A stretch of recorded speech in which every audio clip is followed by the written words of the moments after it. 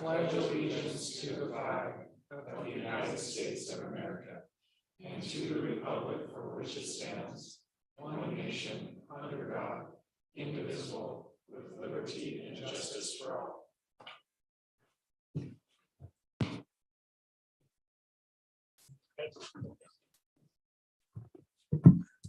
Lori, will you call roll? Yes, Councilmember Robinson. Here. Sperry, Here. Gettle, Here. Brown, Here. and Glover. Here. Thank you. Chief Thomas, would you like to give a unified police report?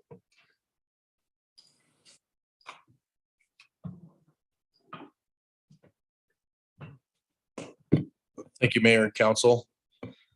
First of all, I'd like to thank Kyle for keeping up on the budget. I know it's been a long, tedious process and it is painful, even to me. I do appreciate your support in this. I will say that the fund balance and the savings, as Kyle mentioned, has truly been on the back of us not being able to fully fill vacancies, and we're still having a hard time doing so. So we're doing better. We've got some folks in the tube in the training. Some are out at the academy. Some are lateral hires that are going through our in-house training and hopefully can be back out on the road. But it's tough because when you're down people, we'll take that open allocation and try to do what we call constant manning. So we're not shorting the public safety. We won't let that run dry. So our people are doing great work out there. I want to mention also that it's apparently Public Works Week. I didn't know there was such a thing, but thank you, Glenn, for your service. And it's also Police Week. So not to say anything more about that, but just going to say, thank you, Glenn. Thank you for my service. I did finally, it's been a long-term goal of mine when several months ago, and I think it was winter time when Councilman Brown mentioned he would wear a blue hoodie if it was a UPD hoodie. And unfortunately they came as we got 85-degree temperatures, but I am glad to deliver said blue hoodie. I'll put it on. This will be the first time he's worn a blue hoodie that, and what that is, it is a unified police support, the blue hoodie. We got them out to the council member, mayors, and we truly do appreciate you backing us. And boy, we ought to get a picture of that blue hoodie because it's even got his name on it. Just take it in black and white. Take the photo in black and white. I'll be fine. Yeah. So thank you. Long-term goal. And actually Councilman Gettle, he even came by last night about 7:30 and wanted his hoodie. I'm like, we're closed, man. I'll get it to you. I did tell the chief I was willing to commit a crime Yeah. in order to be let in. But Yeah, and I told him to tell if he saw a police officer that the taser does not hurt. Seriously though, I want to mention for National Police Week, it is this week. We do have, if you recall, Morgan Matthews. He was our officer that was involved in the McDonald's incident a while back that actually deflected that, where that young man had tried to take a shot at our officers. And that bullet hole, I think, is still just there. Yeah. Is there like, I mean, I guess if you don't know what it is, you don't know what it is. But when I drove by it the other day, I was like, man, this bullet hole is still just hanging out. Yeah, Unified Fire actually helped us quite a bit because they pulled that whole front yellow portion off so that we could retrieve it. And that's when we left and the manager put it back. It hasn't been repaired to this day. So it's kind of a landmark now. I'd like it to go away. But anyhow, Morgan Matthews did participate last week, and they do every year they'll do a police unity ride. And I talked to him today. He's back in town here, but he was back in DC, and they do a 3-day bike ride that averages over 100 miles per day. And it's several hundred police officers and escort, and they stop at a lot of fun townships along the way. And at the very last, at the ride, they come right into the mall and kind of celebrate as a whole. So pretty neat event. It's interesting. He's the only one that actually participated from Unified Police. Our school resource officer, Officer Yonkman, conducted several DARE graduations over the last few weeks, and I had an opportunity to attend most of those, as did our little police dog Otto. And the kids really, you know, when they hear a police dog and then they see this little Yag Terrier come in there, it's pretty interesting. They think he can read because they put his name on the cone that has the drugs in it, and then they say no, he can't read. He's he's really smelling the drugs, but kind of fun to watch the kids, and it's a good community contact. I just mentioned to Chief Larson that we had a little bit of a celebration at the precinct today where our Sergeant Richardson, as well as most of our detectives, helped rebuild our detective area. That included tearing down all the old cubicles, the office cubicles, and we actually donated those over to Public Works for Public Works Week. You're welcome again, Glenn. No, I'd say it was really good timing for them as well as us.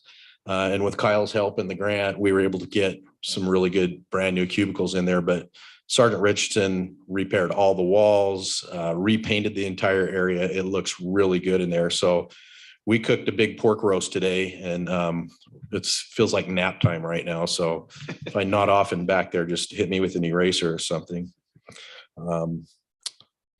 I did just get late word, and I don't know if it's out for to spread this widely, but apparently our bike race this Sunday is iffy due to participation. So more to follow. And Laura just barely gave me the heads up on that. It's pretty critical that as soon as they make a decision one way or another, they let us know so that we can stand down our detectives that we're going to work that event. Councilman Gettle, did I send you the link as well as those maps for our UPD maps that are on our website? And is that what you're looking for? Yes. Last time? Okay. Yeah, it would, I mean, I know where to access it. And my point I was trying to make, maybe I didn't do a great job of it, was being able to promote that for residents of Midvale who might not know where Sure. to get that info. As long as it looks complete to you, and it seems it's pretty, it's got the map, the call cases, person crimes, property crimes, it's several maps, and it's pretty inclusive. I checked it yesterday and it was up to date for April. And generally it's 15 to 30 days behind before it gets posted. And last but not least, I don't know if Councilman Brown, if you got an update on the bovine. I totally appreciate you guys being willing to, take that on Saturday. And, I definitely get that. I eat a lot of my meat myself, so I get it has to be processed. I just don't know the thought process of, doing it in a backyard next to a school while soccer is going on to shoot a cow in Midvale, right? And so I'm glad you guys responded. Hopefully we can make it so people can't do that, right? That seems like a really sort of normal thing to ask, especially that close to a school property. Yeah, I can't believe it's 2022 and we're sort of here having this conversation. I did talk to the officer that responded on Saturday, and she was off today, and I actually went to pull her case number and didn't have it, but she was waiting to talk to the professional butcher that actually did it. I did confirm it wasn't slaughtered on site. There are 2 more cows on the property, and according to him, this is about the 30th time he's done that in his career. So apparently it's been a tradition, or it's not uncommon. However, the circumstances definitely, I think just a quick talk to the homeowner, an understanding of when and where would be appropriate at very least. And I would assume by all parties that we made contact with, they would be agreeable to that. So yeah, just discretion. Right? Sure. Yeah. All these kids playing soccer, they hear a gunshot and there's a cow, right? It's like a Napoleon Dynamite. It is moment. Exactly that. So if the mayor and council have any questions for me, I'm open. All right. Thank you. Thank you, Chief. All right, moving on to public comments. Any person wishing to comment on any item not otherwise scheduled for a public hearing tonight may address the city council at this point by stepping to the microphone and giving their name for the record. Comments should be limited to 3 minutes. Are there any public comments? Lori, do we have any online comments? Yes, I have 2 public comments that I'd like to read. Thank you. The first one is from a Craig Riddle, who said, "Dear agency and city council members, my name is Craig Riddle. Unfortunately, I am unable to attend the May 17th meeting and voice my concerns during the public hearing. Not sure if the public hearing is correct, but I'm writing this email to address the parking issues along the east side of Center Square Street. My 88-year-old mother, Donna Riddle, owns the log cabin at West Park Street in Midvale." Rory, isn't that something we're going to be on? Is Well, that- Not necessarily. Not necessarily. It's a little bit different. Okay, all right. Yeah, and that's why I say I'm not quite sure it's supposed to If be it a public applies. Okay. hearing. Sorry. Okay, so his mother, Donna Riddle, owns a log cabin at the West Park Street in Midvale. This is a property just north of the existing apartment complex on Center Square Street. Although the apartment complex has been a good neighbor and they keep the property immaculate, there has been some continuing issue with parking on Center Square Street. Cars and trucks parked in the wrong direction, trucks taking up too much of the road, and cars continually parking in front of the fire hydrant. She has called the police numerous times to report violators, but unfortunately, the problem is a daily occurrence with no remedy, even with the law enforcement intervention. Moreover, even if people park correctly, the number of cars, trucks on the road, along with its narrow size, turns it into a one-way street with only inches for oncoming traffic to pass, if at all. This situation has gotten so bad that my mother is afraid to drive down the street in fear she may have to back up to make room for oncoming traffic. Not only is this a dangerous hazard that could result in an accident, reversing on a crowded, tight road is uncomfortable for many drivers, particularly the elderly, excuse me. I am not in opposition of the new complex being built. However, I believe the parking issues need to be addressed before construction, or this problem will only get increasingly worse with the inclusion of more housing. I see only two possible remedies for this problem: either widen Center Square Street to allow parking on both sides with adequate room for two-way traffic, or close the east side to parking, or to close the east side to parking. When the apartment complex was built, we were assured there would be adequate parking in the complex along the street, along with street parking on the west side of the street. Obviously, this was not true. Every evening, the east length of the street is full of cars and trucks. Unless these parking issues can be addressed, I do not believe the new project should go forward, and recommend people in the area oppose any new construction as well. The second email we received was from Donna Riddle, who says, concerned about the parking on both sides of the street on Center Square by my apartment complex. Weekends are really congested and dangerous. If you're turning east off of Center Square, you cannot see cars coming from west for the trees that need to be trimmed from the bottom. And she lives on West Park Street. It mentions the public hearing issue, but it's kind of different. That's all I've got. Thank you, Rory. All right, seeing no public comments in the room, we will move to council reports. Councilmember Sperry.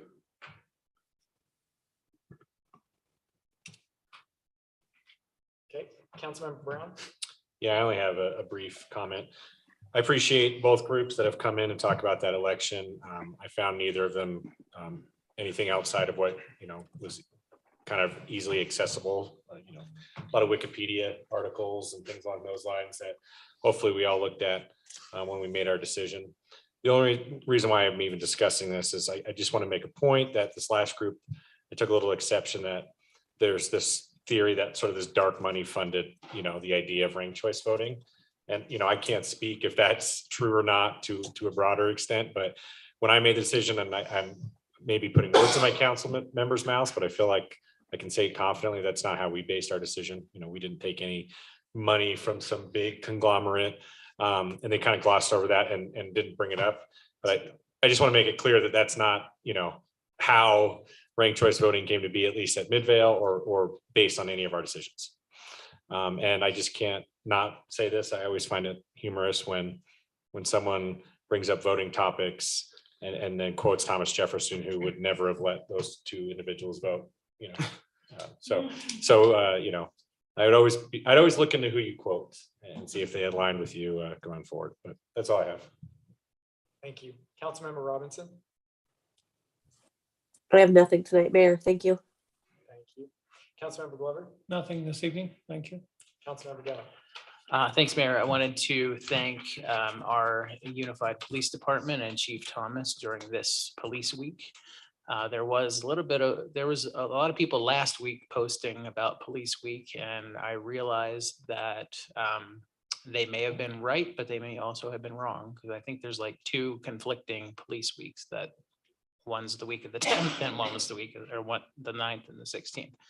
Regardless, you guys do a great job, and thank you for that. And now turning my head over this way, thank you, Glenn, for Public Works Week and all that you guys do as well, sometimes in conjunction with UPD.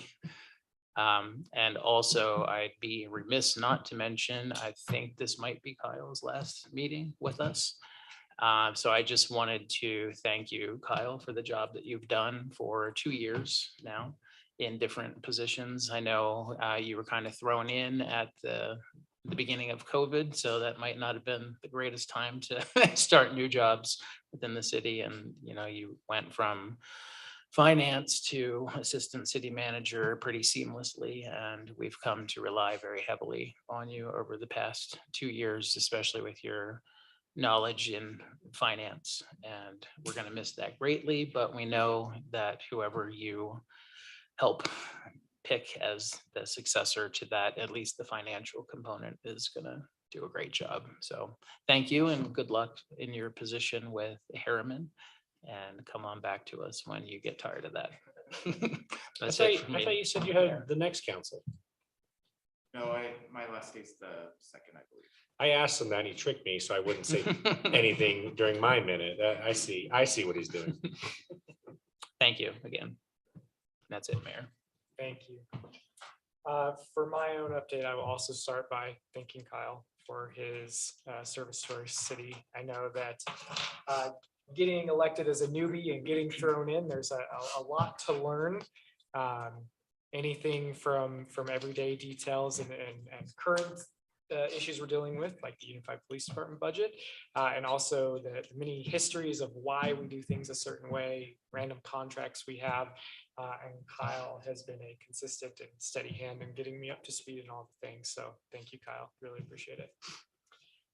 The other thing on a more lighthearted note is we have so many days and weeks as a city. So yes, happy Police Week, happy Public Works Week. I've been informed of days and weeks, and I didn't know cities were so much fun, always celebrating different people. It's a good time.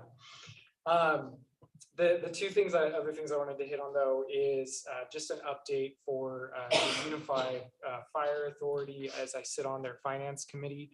The major thing that has come out of that, so we had a finance committee meeting 2 weeks ago, week and a half ago now, and then we had a board meeting this morning. The proposal that is moving forward is a 6% COLA for them. That's the biggest thing. They kept their budget pretty even keeled, with the COLA being the biggest thing. They were asking for $2 million for a training facility. We've recommended not doing that this year. And then we went back and forth about a mechanic and a new truck that it's been recommended. We don't do that this year either. But those were kind of the three major things in our budget conversations with them. And again, that tentative was today, and those are the recommendations.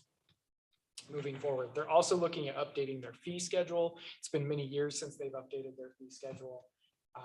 And so they are going to, there were some recommendations made there, and for our June meeting, they'll come back with that, with a new fee schedule for us. Also, I went to Unified Fire School on Friday. That was a lot of fun. It was pretty eye-opening to see, you know, such a small glimpse of what our paramedics and firefighters go through every single day. Getting to put on, you know, anything as basic as putting on the entire outfit and the air tank. I learned it's not an oxygen tank, which makes sense. Oxygen and fire don't go well or do go well together. So it's just an air tank, which I didn't know, but it makes sense. And getting to use the hose, to climbing a ladder up a, I don't know, a 3-story building. I don't know how pay attention to exactly how tall that was. I know as I was walking down the stairs with everything on, it felt like a long time. And then probably the most interesting part that I'll just say really quickly is we got to use an infrared camera of how they see through the smoke, and demonstrating how much lights do not do in the smoke as you're in that situation. And then they also showed us how they do full car extraction when you've got 2 people pinned in a car. And that was pretty fascinating to see just how well trained our Unified Fire folks are, and the kind of services that they provide, not only in their technical skills, but in their, I will say, human skills, or their bedside manner skills, you know, in these situations. You're dealing with people who are in extreme pain or grieving and having to both use your technical skills and talk through people, the process as you're there. So just really appreciate Unified Fire, and it was great to be able to do that. With that, I'll move on to the city manager's report. Do you So, think, yeah. I always sort of bring up that I want to go to that. Is, They only had so many slots. Yeah. This year and this year, perhaps next year. I'll really push hard because I know you and Councilman Bell have been wanting to go over a couple of years now. 5, but no one's counting. This is the 5th year. Thank you, Chief. And I'm aware of this as well, and actually have brought it both to Chief Larson and others that we need to get the two of you there. So trying to make sure, I think is fortunately for me, unfortunately for you as a UFA board member, they prioritized me. So Well, since I vote on their budget. we're glad you made it back safely. Yeah. Mayor. Yeah, I was a little scared once they told me I wasn't allowed to drive myself. And, I had to sign all these waivers, but I lived, so. Go ahead. That was quite the flex though, Mayor. All right, first I just want to say that this Thursday, we'll be having our 3rd Harvest Days Committee. We're continuing to work through that. I know at least one of the council members had said, in addition to Heidi had indicated that they had an interest in going. So I just wanted to let you know that that's this Thursday at 5:30. 5:30, thank you.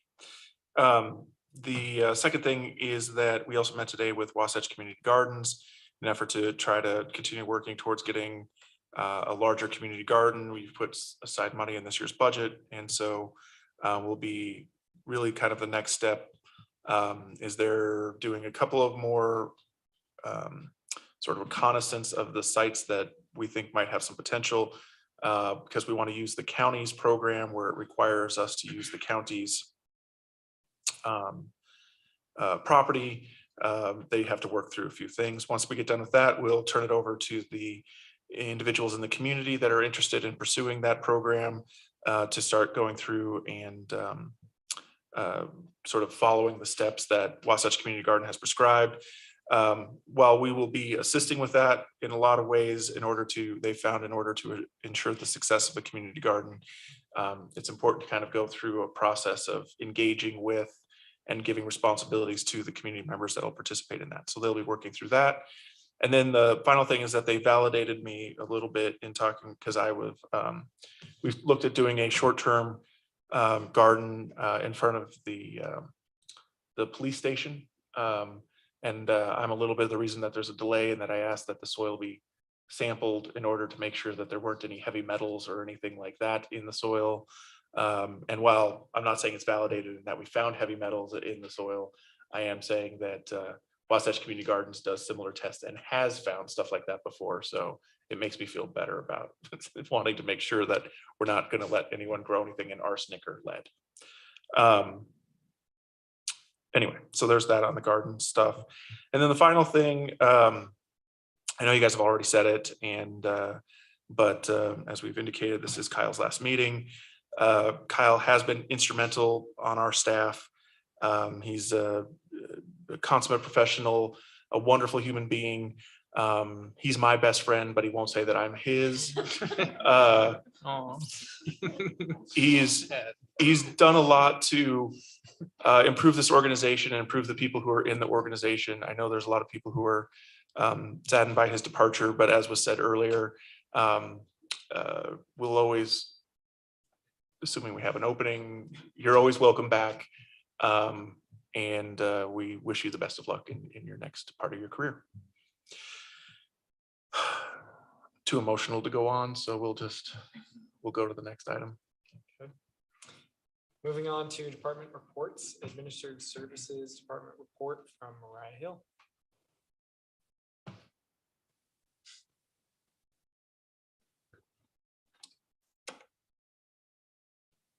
Good evening, Mayor and Council. It's been since February since I was up here for this, so I feel like I have actually more to say than I usually do. With the Justice Court, they had 570 cases filed in April of this year, which is actually a 5% decrease from last year. And also our revenues are decreased this April, about 18.5% from last April. I was talking with our court administrator about this. And she said they don't have any control of the number of cases that are filed, but the number that are filed, the types that are filed, and then just with their current vacancies in their department, that they have less time to process through the cases. And so that might be the things that are attributing to that. Like I said, they have some vacancies. They currently have 2 full-time positions vacant and a part-time that will become vacant in August. We got a nice 4-month notice from our part-time judicial assistant. And so things that, and this has been pretty well ongoing since I started. So we are working hard in a lot of different recruitment ways. It's pretty vital that they have Spanish-speaking judicial assistants. And so we've posted the job descriptions in Spanish and are posting flyers at different Hispanic markets and things like that, and then just posting to basically all the job sites and things that we can. So we're working hard, and I'm pleased to say that the administrator, who could, I think, be in the depths of despair, really is keeping good spirits and is hopeful. So hopefully we'll keep trying and get some good people in there.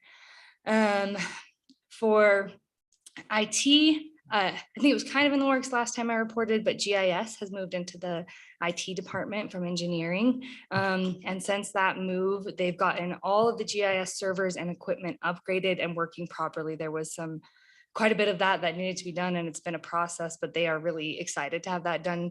And then they're kind of working on some retraining for all the surveyors in the different departments so that they can really start hunkering down on data collection.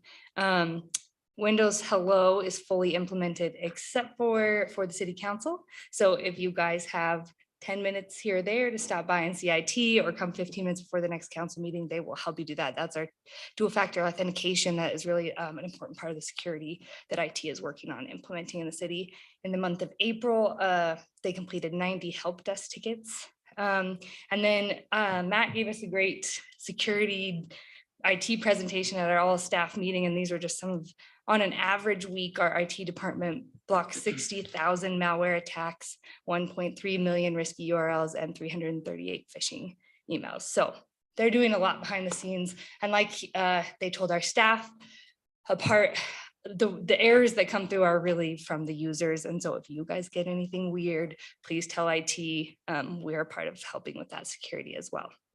In finance, our new treasurer started, as you guys are well aware. She has been awesome and has dove right in, learning, solving problems, figuring things out, getting to know her staff. We are still working on the year 3 meter change out. I think that was like originally slated to be done in December, but they are dealing with supply chain issues. So just working on that slow and steady. And then on our side as well, we've got a new meter technician who's really gung-ho and awesome, and he has really upped the number of fixes and change outs. He comes into my office on a regular basis just like covered in mud because he's been in holes and doing great things. So he's working really hard on that.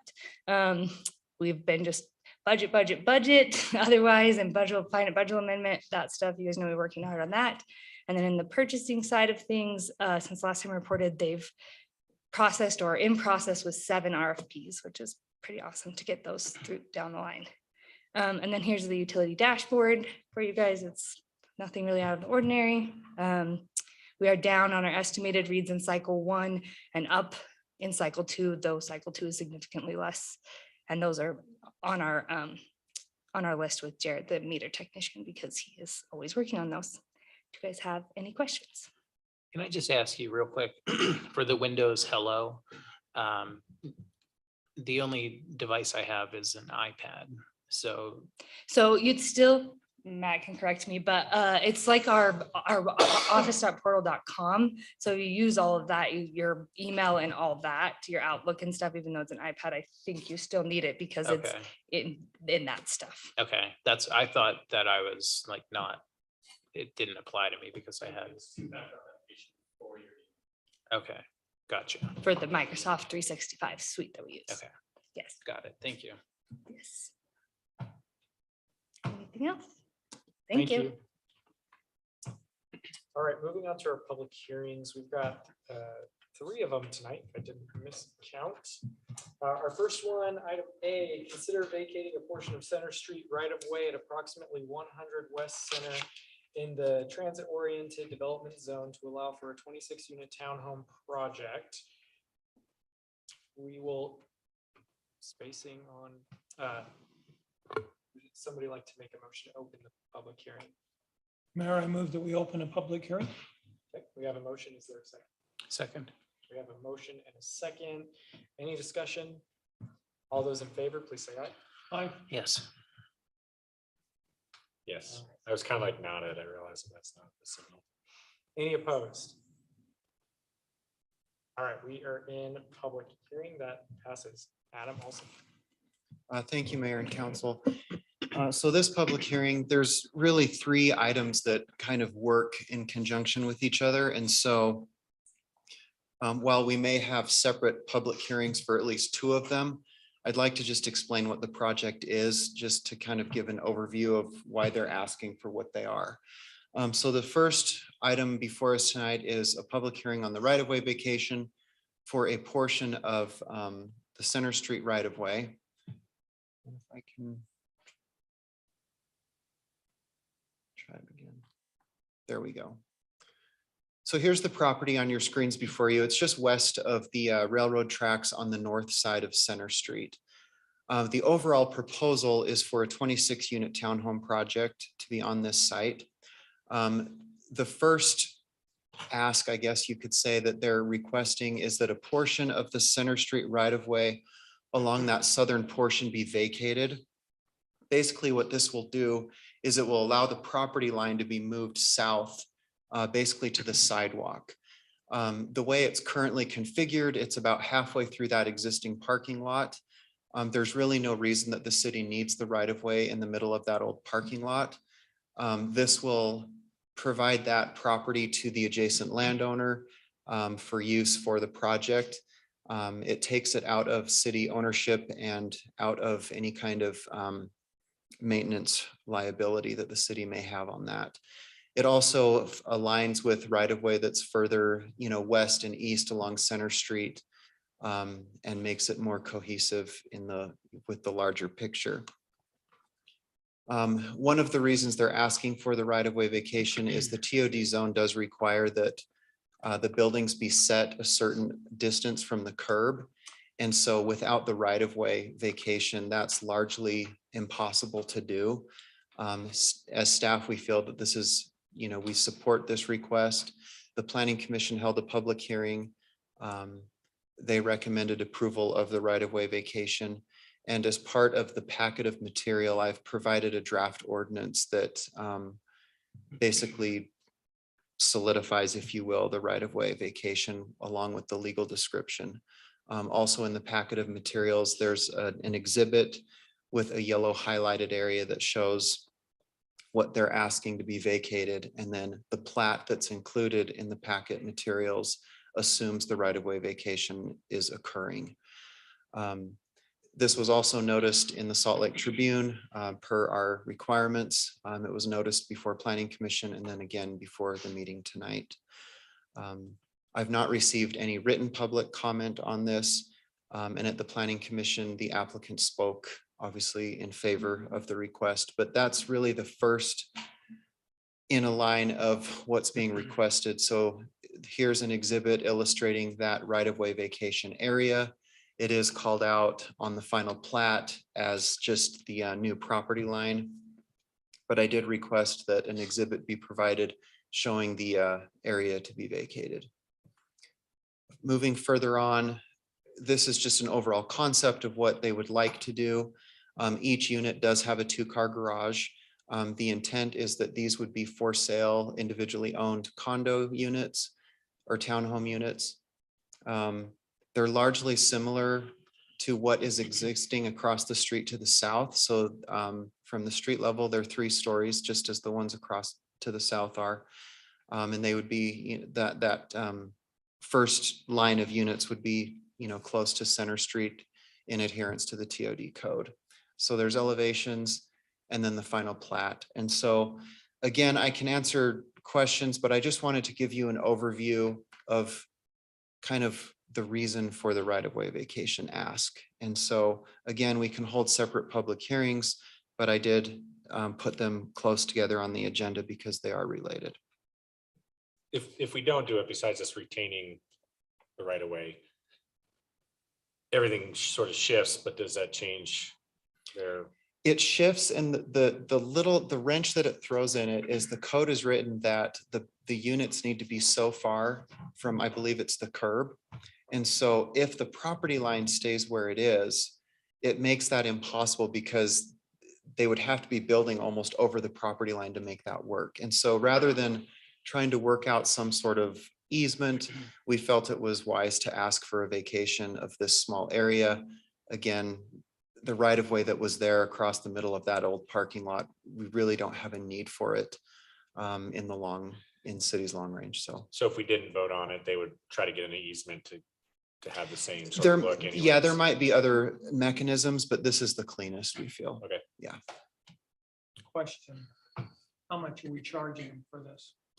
That I didn't put any kind of figure in there just because we felt that it's right of way that we're not using. It's been in use with the public parking lot in the past.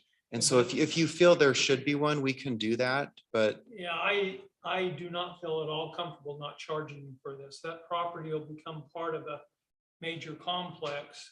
And without it, they're not gonna be able to do as much. It's worth whatever the property there is worth. And to me, it's like, it's not right for the citizens of Midville to give up property for a development without being reimbursed. and that's, I believe, something that can be done through an appraisal for that area, that strip. And if that's something that you feel strongly, that's definitely something that can be done.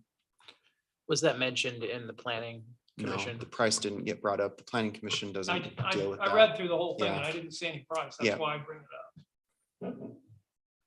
I mean, even when we vacate other properties, every time we vacated them, we've received some type of a reimbursement for it.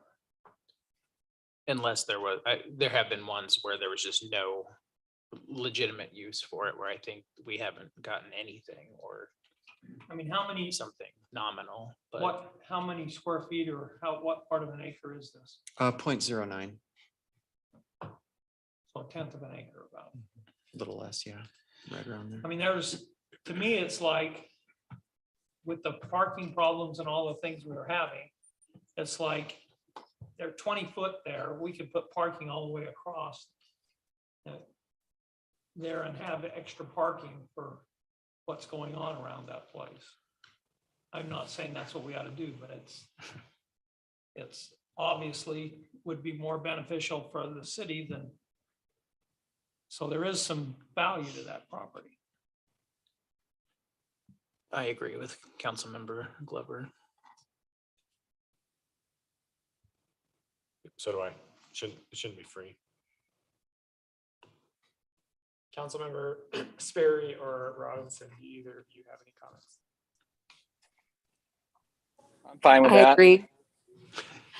Great, thank you.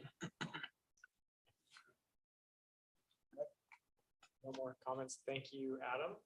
All right, this item is open for public comment. Are there, if you'd like to make a comment on this item, please step up to the microphone and state your name.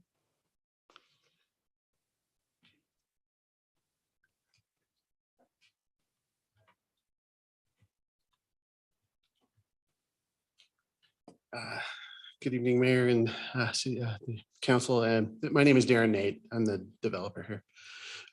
Couple things I wanted to just mention. First of all, initially we looked at this site to do the TOD overlay and quickly realized the concern and the impact that it might have on the neighborhood. So it was quickly just decided that it makes sense for the parking issue and the way it would lay out. I exceed the parking requirement in this with two, car garages on each unit. It exceeds the parking by 25%. So I've decided to, reduce the impact on the neighborhood. So that's one of the things I want you to keep in mind. It's also nice to stand here and not ask for a zoning change. That's kind of a nice change. But anyhow, we've done everything we can to meet the code.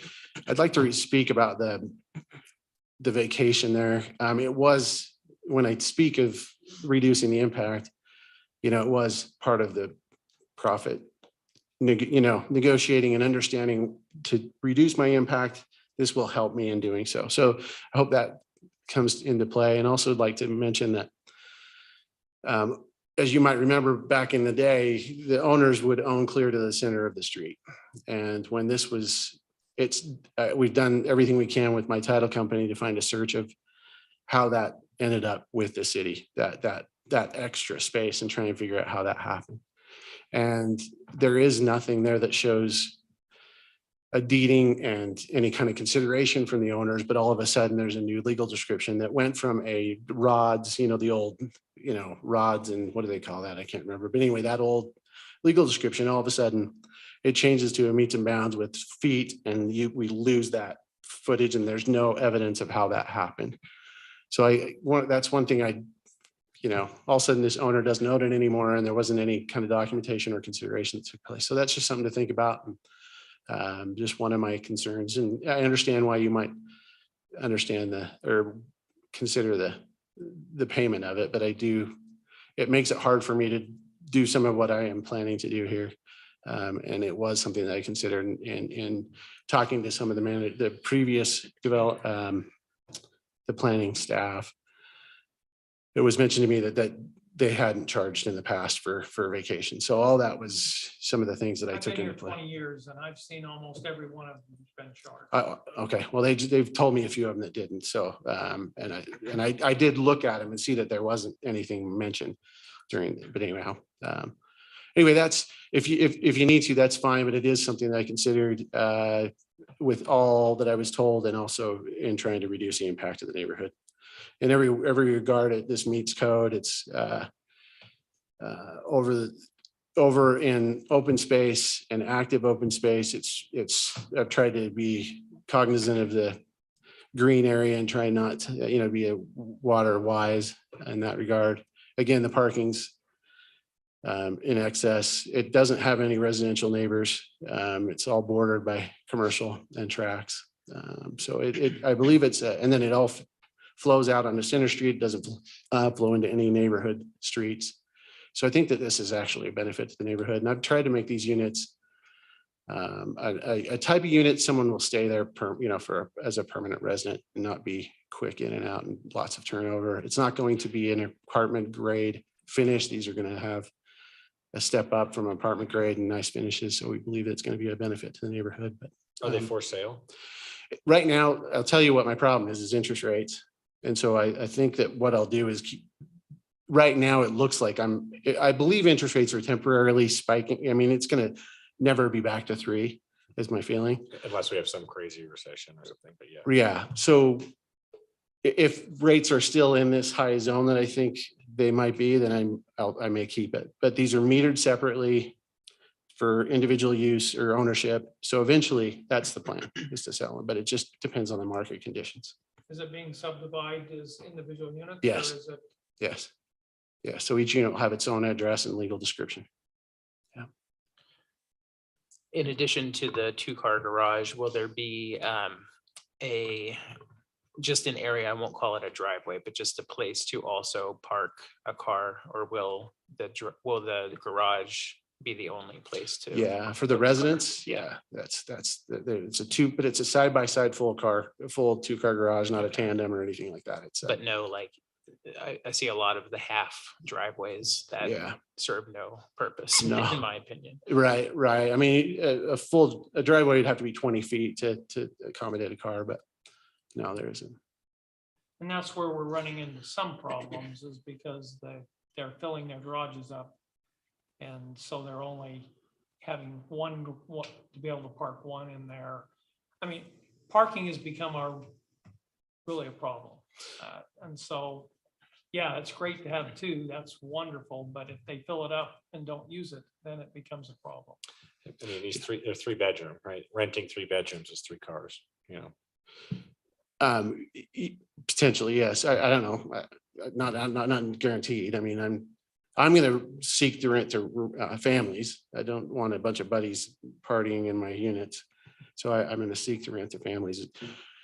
you got to be careful when I say that, because Yep. I got to be careful how I rent, but my ideal would be a family, but how you made me think of something and it's slipping my mind. But I just want to remind you that 25% over on those residential units. So it's not, there is excess in what the code requires. So Well, not only, I understand. I'm just Okay. saying what's been happening. sure, And so it ends up giving us problems. It's just like Center Square there. That comment that we read at the very first, I read that and I went over this afternoon and they're exactly right. There's only from the east side, from the log cabin to the next business, there's people parking there and you can only literally get one car through there at a time. You can't get two. So we need to talk about this at a later time because it's not part of this discussion, but we need to do something to solve that problem. And so they're parking and they have designated parking on the west side, which is working really good, but the east side is not working and it just makes that street not workable. So, and concern was from his comments is if we put this in, we're gonna have more people parking over in those areas. and that's why we went from a 60 unit project and hopefully Yeah. reducing impact. I like the townhomes. Okay, I'm good. fine with that. Okay. Okay. I think that's a much better use of this space than trying to go high and Sure. putting underground parking and all of the other stuff. I just don't think it'd work in that space. And I like the idea that it's not next to residential immediately. My big concern is there really gonna be enough parking on Yeah. site? And I understand the ordinance and I know what you could Yeah. get by with, but getting by and actually making it work is two different things. Yeah, well, I tried to dress code and then Yeah. exceed it, so I was I doing what I could. understand. Yeah, okay. Okay, so any other questions? Just too bad you couldn't loop in the other part of that property because it's such a weird shape, that's reserved for the, Oh, for the lodge? yeah. Yeah, I've tried to contact them multiple times, send out emails to wherever I could find some contact information, and I wasn't successful. I even called the city, see if anybody had any contact information, just wasn't successful, so. It's not out of the question, but I guess the layouts is what it is at this point. Right. Any Thank other you. comments or questions? Thank you. All right, any other public comments?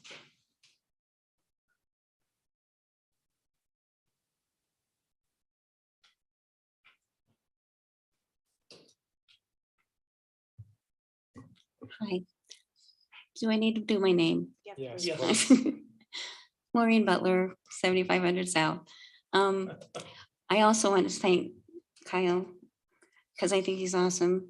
It's the first time I've been able to read financials and kind of understand them. I didn't say totally, but kind of. I want to say something about this thing, of course, because it's going to impact, and I know the parking. And I've been very, very grateful for the response that Mr. Nate has given me. I have contacted him and he has spoken with me more than once about this complex and this project. I was extremely excited that it was going to be townhomes and not apartments because I could just, because we already know, we've discussed it. It's been it's just a point that just keeps coming up. And we discussed it, Mr. Nate and I, about it. And he called me back after a discussion and said, what's your main concern? And I said, my main concern is parking. I said, these are going to be townhomes and you're going to have family over or whatever. I said, I know you've given extra parking, but what's going to happen when you invite guests over? Are they going to park on Center Street? And he said, well, I don't think they can park on Center Street. And I said, well, they couldn't park on Centennial Avenue if that's what it's called or whatever it is by MODA. But man, they definitely do it. And I'm going, okay. And I'm excited about the garages. The floor plans are great. He's been wonderful to answer questions and to give me some ideas. I asked why it was C Street Townhomes. And he gave me a great explanation of why it wasn't dedicated to the Morleys. And that's because there's a Morley Street. And there was no way he could use any other thing on that. So it couldn't become Morley Square or Morley anything like that, because it would be illegal. But I thought it was great that he even thought about it. I too am very, very concerned about parking because I know what's going east of those tracks, which is not going to be fun, because already not only the station is an insane parking place, and if they ever invite anybody over there, it always goes and spills on to Grant.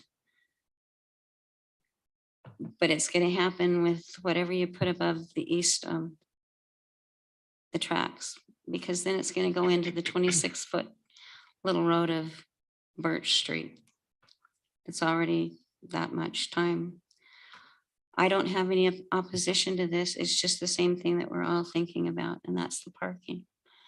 And I don't know how you're going to address that, and how that's going to work, because it's just not going to get any better, especially when we know what's happening on the east of the tracks. So that's my yays and nays, and I thank you, and there you go. Thank you so much. Any other public comments? Seeing none, is there a motion to close the public hearing? Mayor, I move that we close the public hearing. Okay, there's a motion. Is there a second? Second, We have a motion and a second. Any discussion? All in favor, please say aye. Yes. can we have a discussion? Yes. Sorry, I thought. I guess my question is, if we're in agreement that we need to charge them for the right of way, do we delay this until that is worked out?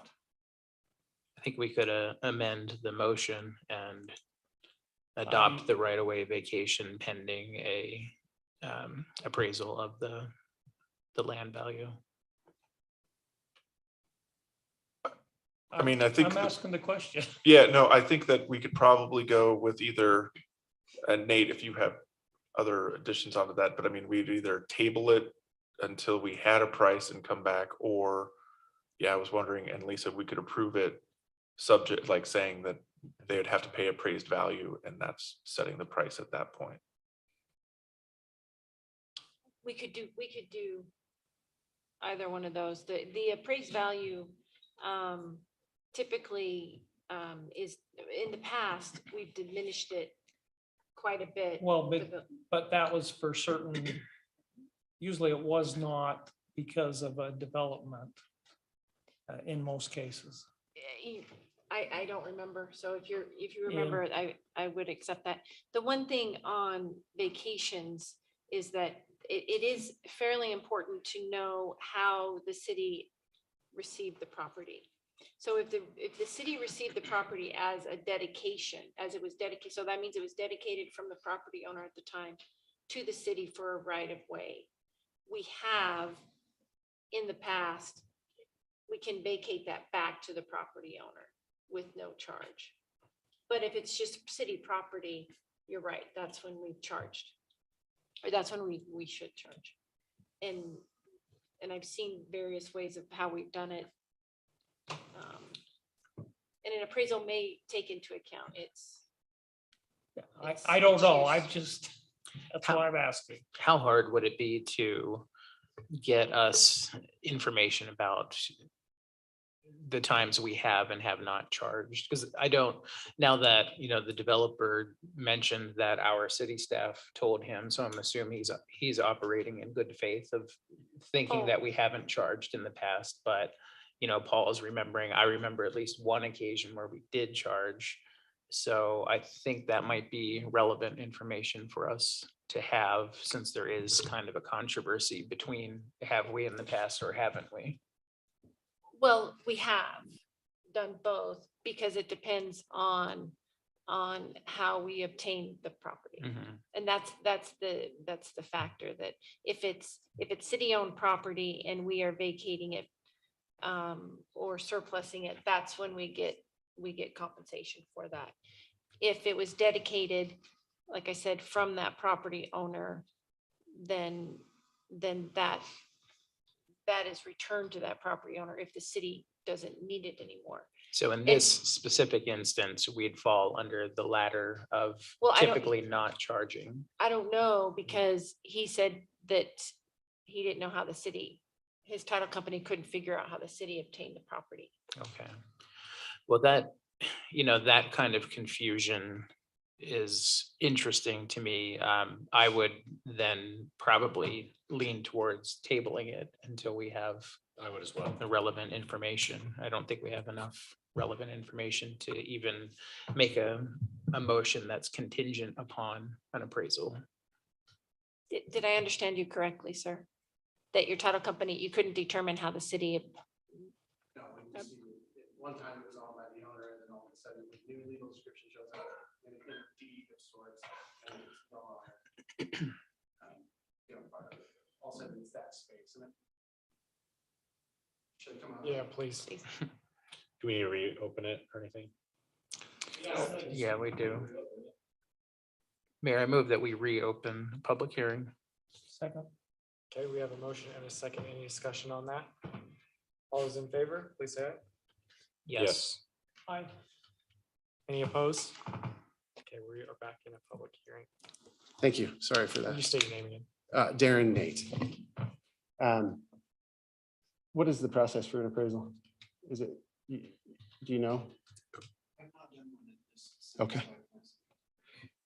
I mean, I don't know if it's reasonable. I think maybe I just acquiesce to that.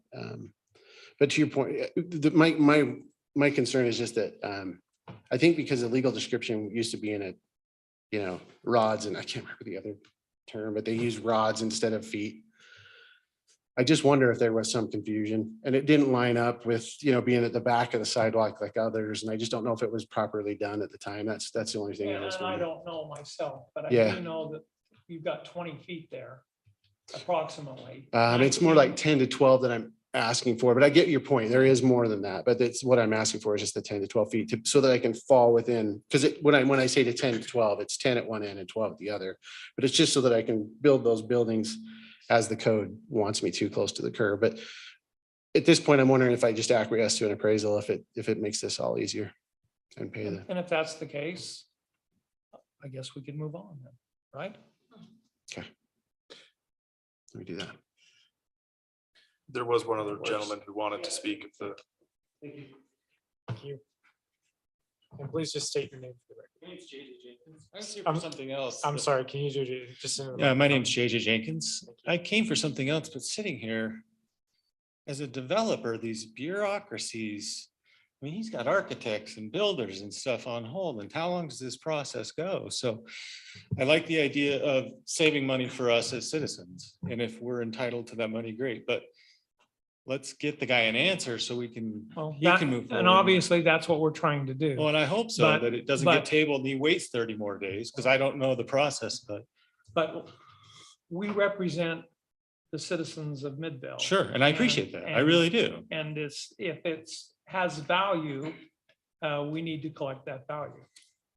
Well, you can probably find 3 appraisers that are gonna say it has value and 3 that it doesn't. I mean, the value is he's put these plans together to build these townhomes to sell, not apartments. I just think, Understand that, I but, just, but there is value in that land. sure. Okay, if there wasn't, he wouldn't care about it. And So so, he's caring because the no, progress says you have to be 7 feet off the curb. I understand, and I understand the ordinances and you have to meet them. Right. But looking out for our citizens, we need to make sure that we do what's right. Absolutely. As a And if- citizen, I even if it- appreciate that, Even but if it takes a delay, and I'm not saying we should delay, I'm just saying, and if he wants to go with an appraisal, then great, let's move on. yeah, I think just giving the guy an answer, delays cost so much money. It bogs you down. So I hope you guys are aware of that. Yeah, I mean, sure, but we also have a lot of citizens that worry that have lived here for 30+ years that we owe it to.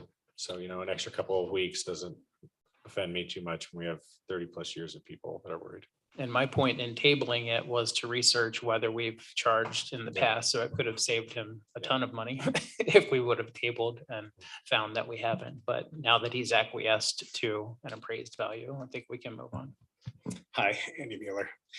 So in my thought process and what I'm Can hearing, you give us your name, please? yeah, Andy Mueller. Thank you. Yeah. So what I'm hearing is that when we actually charge people, or when we actually take the land, if we decide we're done with it, we give it back to that owner, right? So whoever pays for that land bought the land that actually has this already taken out of it. So if we were to give it over, we're giving over free land, to your point, right? If we want to give it to them for free, we should actually go back to the original owner who we took the land for, and that's who gets it for free. But when you buy land and you're set up for it, that's what you ordered, right? That's not all, that didn't happen all the time. That might happen once in a while on a specific piece of property. But I've been here long enough to know that we've charged almost everybody that we've had. If we vacate property, we take a certain percentage. And that's exactly what I'm saying, right? If we took the land from the same person that we're actually then giving it back to, I could see us going for free. If somebody bought it in contract, it says, this is the amount of land you bought. This is what you get. This is how it looks. You shouldn't be entitled to free land. You weren't the one that gave it up. Okay. Thanks. Thank you. Mayor, I move that we reclose the public hearing. Second. Okay, we have a motion and a second to reclose. Any discussion on that? All those in favor, please say aye. Aye. Yes. Any opposed? Okay, that is closed. I guess the only discussion left for us is whether we want to move forward with the pending appraisal or table it. He sounded like he was good with it with the As appraisal. long as he's good with the appraisal, then I'm good. We can move on. Okay. Would anybody like to make a motion then? Sure. With that, Mayor, I move that we adopt an ordinance approving the right-of-way vacation located at approximately 100 West Center, pending the appraised value of the land to be paid for by the developer with the findings and condition included in the staff report. Here we have a motion. Is there a second? Second. Motion and a second. Any discussion? Okay, hearing none. Rory, will you call roll? Yes, Councilmember Sperry, Aye. Glover, Aye. Robinson, Aye. Brown, Yes. and Gettle. Yes. Okay, that passes. Moving on to item B, consider preliminary subdivision plan for C Street Towns, a 26-unit townhome development located at approximately 100 West Center in the transit-oriented development zone. Is there a motion to open the public hearing? Mayor, I motion we open the public hearing. Second. We have a motion and a second. Any discussion? All those in favor, please say aye. Yes. Aye. Aye. Okay, any opposed? That passes. We will now hear from Adam Olson again. Thank you, Mayor. The only thing I'd like to add here is there is a condition on a potential motion for the preliminary plan that if the council acts to approve it, it is conditioned on the right-of-way vacation. And so I realize that was motioned for approval with the condition that an appraisal be done, but that is a condition of the preliminary as well, that be finalized as well. So that's all I have to add. So are you saying then that if we approve it, that's in the condition? Yeah, it's already in there, so you don't need to add So we don't an need to add additional it. condition on that, so. I have some question. I just want to make sure between the sort of the overhead of the broader units versus just sort of the renderings we got.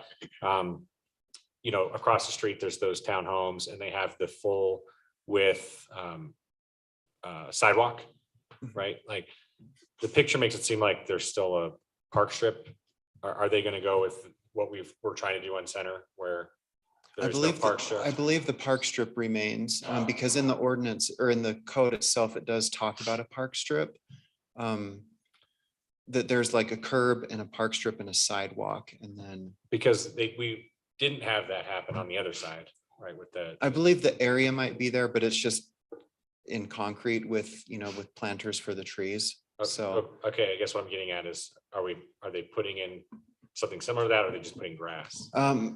My understanding is it will be landscaped, whether it's turf or not, there'll be a landscape strip there, but we could ask them. I mean, those are the plans that I've I would seen. just like to mirror the opposite side, Okay. because it already looks really, I think these ones look better than the other side, but I think it's also weird that they're gonna look drastically different. I at least like to make that public That right away makes sense. Mhm. look the same.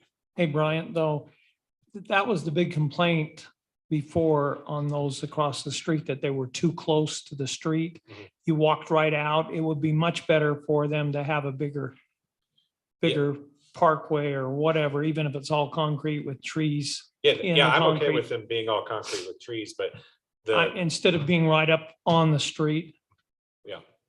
yeah, for sure. I just wanted to turn into the apartments that are next to them that water these really, like this dead grass. So yeah, I 20%. can see what you're asking. So there is, between the front door and the sidewalk, there's a small, basically courtyard landscaped area. Then south of the sidewalk, there is a park strip with trees, although from this plan, it's hard to, I don't know that there's turf there because it's not called out. We could have Mr. Nate come forward again if you'd like. It seems picky. I just want it to look the same, Mhm. right? Because we talked about having, what is it, 10-foot sidewalks or something like that, 8-foot sidewalks, along these ways, and I want it to be the same. I don't really care about the ones that go down Center Square, back in the private neighborhood, but the ones that's just on Center Street, if that was our plan, we should stick with it. This item is open for public comment. If you'd like to come up. with it, more Do than you have a welcome. thought on that? And I am going to ask you to state your name again. Yes, I'm sorry. Did you want me to? Yeah, please. Darren Nate. The code doesn't say I need to do that. I understand. that Yeah, doesn't and take- I guess I wish I wouldn't have offered the appraisal at this point. You know what I mean? Because it just keeps, if you'll subtract that from the appraisal, I'm willing to do it. The cost to do that. I'm meeting code and I'm doing it to help the neighborhood, any impact. I hope that's recognized. Yeah, I get it. I'm just saying, if you look at the other side, we changed everything with this like 10-foot sidewalk where we've never done that before.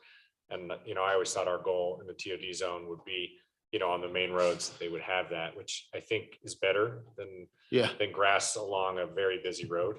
Yes. I guess that's my point, right? Like, Right. whether there's planter boxes for trees or whatever.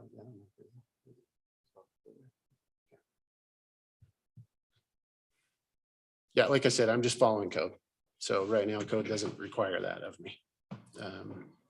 And I'd be glad to do it if we can work together, I guess is what I'm trying to say. I hope that that's been clear from my side. Yep. And in offering that appraisal, and even though I wonder if there's precedent for the way that land was, in my mind, mistakenly deeded to the city, that right away. So anyway, now it's getting in the weeds here, but Well, it's just important to me because it's long-term, right? It's forever. I get it. How you make that road. I get it. And I'll agree, be, helpful. Okay. Okay, thank you. Okay, again, this item is open for public comment. If anybody would like to make public comment on this item, you can step up to the microphone and state your name.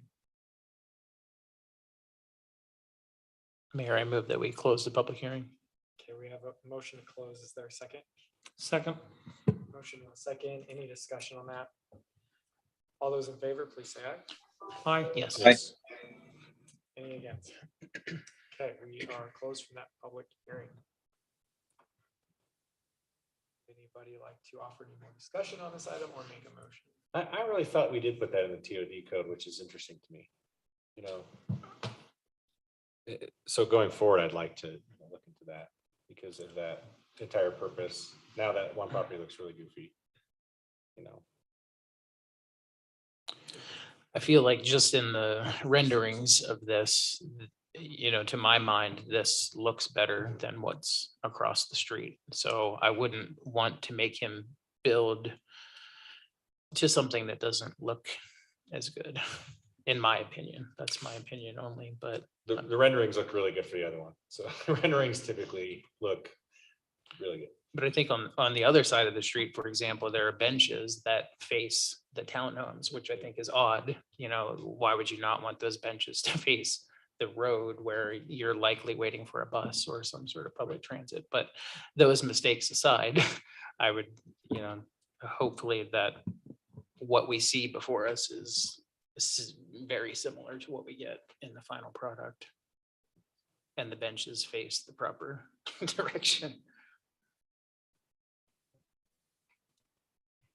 Yeah, their overall execution hasn't been great, like half the trees died and like, but, you know.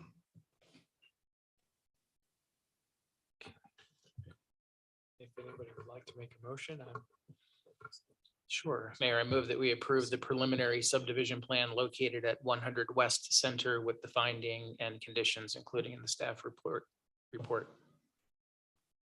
okay, there's a motion. Is there a second? Second. A motion and a second. Any discussion? Rory, please call roll. Councilmember Glover, Aye. Robinson, Aye. Brown, Yes. Gettle, Yes. and Sperry. Aye. Thank you, that passes. Moving on to our last public hearing item, item C, consider request to amend section 17.7.14 of the Midfield Municipal Code that proposes to decrease the rear setback from 25 feet to 15 feet. Michael Edwards, requester. Is there a motion to open the public hearing? All right, motion, we open a public hearing. We have a motion. Is there a second? Second. Motion and a second. Any discussion? All those in favor, please say aye. Aye. Aye. Any against? Okay, we are in a public hearing. We'll hear from Ben Deline. Mayor and members of the city council, this amendment was turned in by Mr. Edwards, who was in the audience. He proposes to change the setback in the SF1 zone, our bona fide single-family zone, from the current 25 feet in the rear to 15. He has a personal reason for that. He would like to put a roof over his patio. But he has also expressed, like you probably saw in the documents, that he would also, you know, help others to enlarge their home. So this is relatively simple.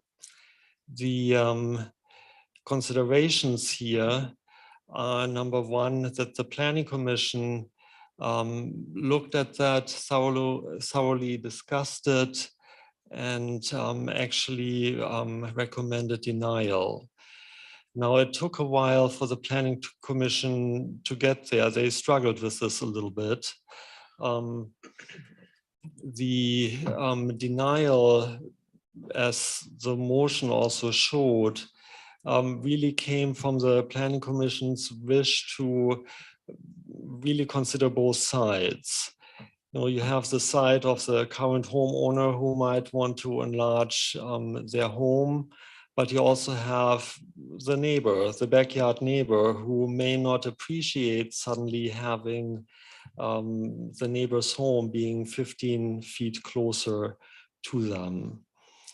During the discussion, the Planning Commission had a healthy exchange with Mr. Edwards, and they really understood where he was coming from with this. But in the end, their view was that in this case, they would like to protect those who may not want to have less stringent setbacks. Now, in general, the other side of the coin really is that we already have a zone, the SF2 zone, that has a 15-foot rear setback, just like is proposed here. Also, the SF1 zone is largely built up, so it would be very unlikely that you would get new developments that are built at this setback. So those are the different, considerations. We've gotten some public comment. It's in your packet, and there was also public comment that came later that was forwarded to you. Do you have any questions for me on this? Was the staff recommendation to the Planning and Zoning Commission to approve as well? Yes, and if you look at the staff report, the recommendation has stayed the same. And the staff recommendation was to approve. And do you remember if the vote by the Planning Commission to deny this was split, or was it unanimous in favor of? That's a very good question, because it was unanimous. However, the first motion to approve also garnered actually one positive vote. Interesting. So this is for all F1 zone throughout the city? Yes, this would apply to everything that's zoned as F1. Question is, Bryant, does this help with what you want to accomplish or not? Yeah, yep. It's trying to keep it so a citizen can, extend their property. This one's by 10 feet, not 15, right? 25 to 15. Yes. So I just want to make sure that, in the overall scheme of things, if you ventured into old Midvale, the setbacks for things like garages and stuff were a foot, right? So this is still further than how a lot of people sort of built as is. So I think it just adds, some value in the direction I think that is good for the city. Can you speak to why would the code be different as it is? Why would an SF1 and SF2 have different setback requirements? We have several zones. I can't tell you how many. I would have to count, probably 10, 12 or so. And each zone is supposed to accomplish different things. It's just like if you are a car manufacturer, you build different cars according to demand or need. And, these things with zoning, they morph over time. It may start as one thing, and over the decades, conditions change, preferences change, economics change. And that's in part, I think, what we see in our case a little bit, economics change. As an example, where I live in my neighborhood, also relatively small lots, till about a few years ago, everyone who felt they needed more space moved to a different neighborhood with bigger homes. Now I see some of my neighbors thinking about the same thing, adding on to their home. So, but to go back to your question, it's just how you and previous councils have decided to calibrate this particular area. I just didn't know if there was some, overwhelmingly wise reason that they chose 25 versus 15. It's sounding like maybe not. There wasn't like. Was there also a relationship between the lot sizes that are allowed between the two different zones? Yes, there is a relationship there. So this may seem somewhat strange, but the SF1 zone, requires a 7,000 square foot lot. That's our large lot zone in Midvale. If you look at surrounding communities, we have neighboring cities that have minimum lot sizes that are 10,000 square feet, 12,000, 15,000, maybe even more than that. And this is actually, I think, a portion of where the Planning Commission came from with their denial, that they felt even though this particular zone only requires a 7,000 square foot lot, this is our large lot zone, and therefore, at least here, we would be willing to preserve the status quo, where in other areas of the city, we've really ramped up densities and decreased setbacks.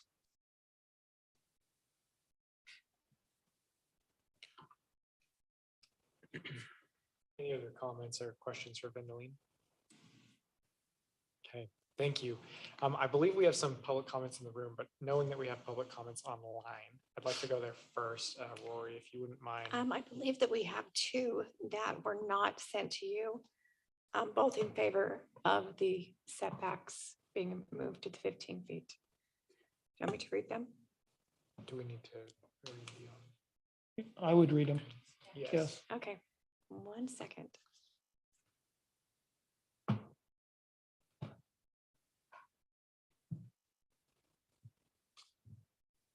One was from a Brooke Edwards. I am writing to support the Midfield Municipal Code text amendment, decreasing the rear setback for SF1 zone properties from 25 feet to 15 feet, allowing residents such as myself to build within 15 feet of my rear property line. Gives me the opportunity to continue to grow my home and family in Midvale instead of needing to consider moving to neighboring cities. I urge you to consider voting in favor of reducing the rear setback to 15 feet. And shall we just read the other ones, Vendeline? We sent these to you, but I'm going to go ahead and they're short. Thank So you. Yeah, please. is that okay? This one is from Rachel Hadley. She says, this is a reasonable proposal, and as our population grows, it is important to allow people to maximize use of their own property. The next one is from Mary Kemp. I am writing to support the Midvale Municipal Code text amendment, decreasing the rear setback for SF1 zone properties from 25 feet to 15 feet, allowing residents such as myself to build within 15 feet of my rear property line. Gives me the opportunity to continue to grow my home and my family in Midvale instead of needing to consider moving to neighboring cities. I urge you to consider voting in favor of reducing the rear setback to 15 feet. This one is from a Samuel Johnson. Ditto. Ditto. To which one? The last one that was like the other one. Yeah, exact same thing. Join, I can read it if you'd like. I'm writing to support the Midvale Municipal Code text amendment, decreasing the rear setback for SF1 zone properties from 25 feet to 15 feet, allowing residents such as myself to build within 15 feet of my rear property line. Gives me the opportunity to continue to grow my family, grow my home and my family in Midvale instead of needing to consider moving to neighboring cities. I urge you to consider voting in favor of reducing the rear setback to 15 feet. Thank you. That's it. Thank you so much, Rory. All right, this is open for public comments. Please step forward to the microphone and state your name.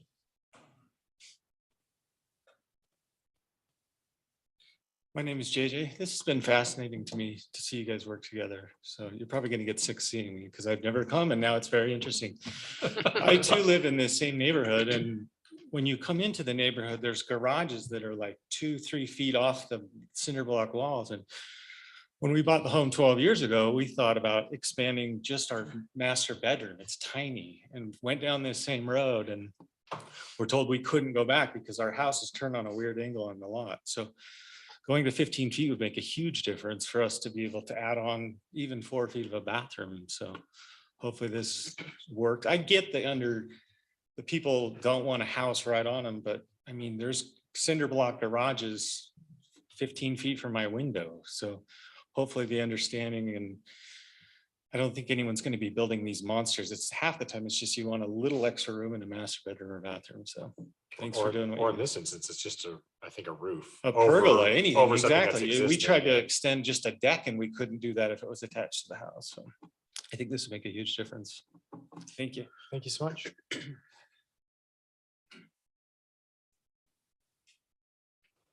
And just a reminder to state your name for the record into the microphone. My name's Alex Bunnell.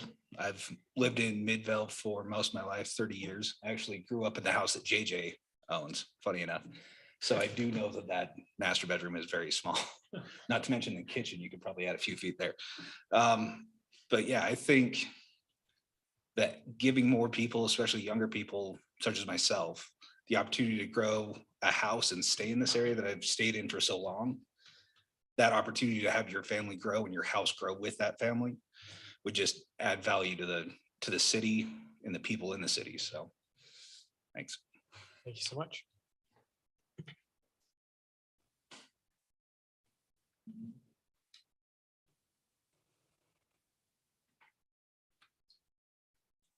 My name is Michael Edwards. So I'm the applicant. I have some materials I'd like to hand to you if that's okay. Some is a duplication of what was in the packet, but then some are visuals of the current use case. Thank you. Thank you. Thank you.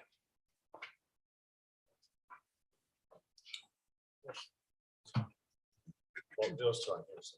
I guess you're right. Yes. Thank you. My apologies to Councilmember Quinn and Robinson that I don't have handouts for you. So the first couple of pages should be reiterations of what you've already seen in your packet. But what I also did is I've taken photos around the neighborhood of homes that currently already utilize setbacks that either are in violation of the code or that encroach within too close to or more than the 15 feet.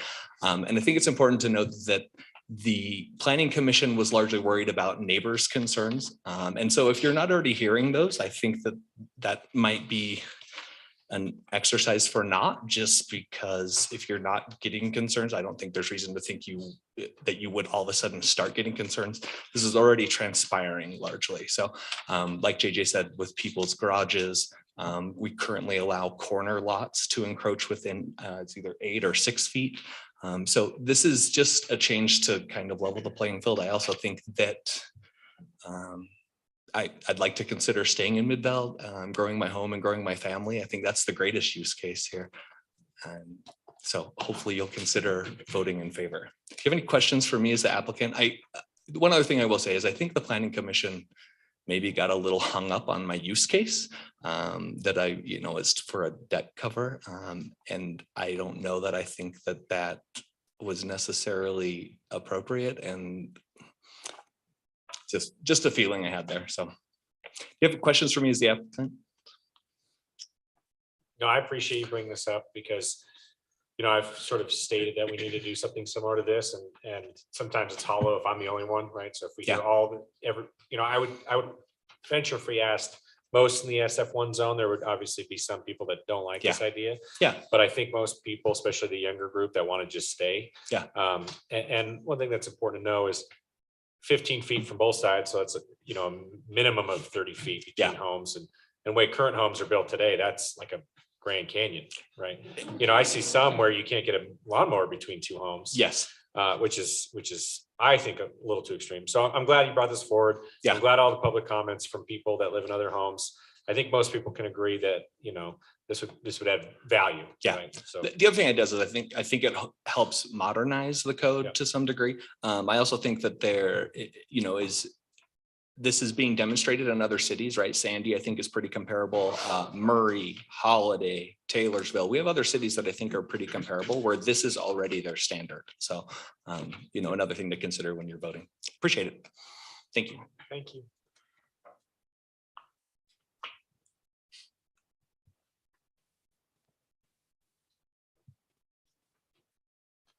My name's Courtney Gar. I've been a resident here for about 7 years. And it's going to come as a surprise that I would like to have the ability to have the flexibility that when my family's ready to grow, to make those adjustments, especially with regards to the planning phase, so that we don't have to keep bringing this up every time somebody needs to make those changes. And honestly, I've really grown to love Midvale, and I would hate to have to go somewhere like Daybreak. So appreciate it. thank you. Thank you. Any other public comments?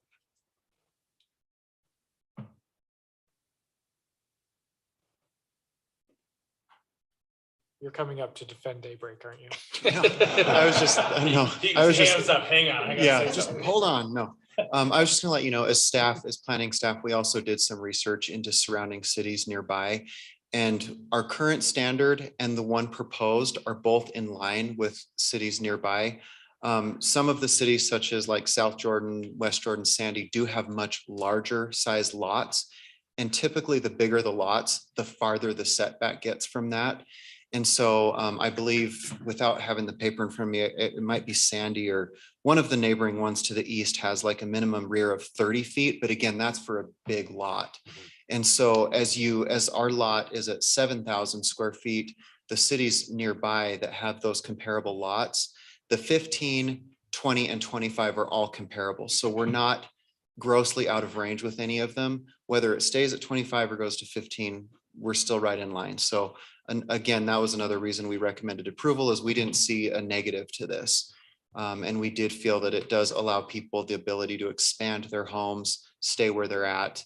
And just, you know, and I know that you've expressed some of that in the past, looking at some of those setbacks. And so this was coincidental, but we felt that it was a good one to support. So that was all I wanted to add. Thank you.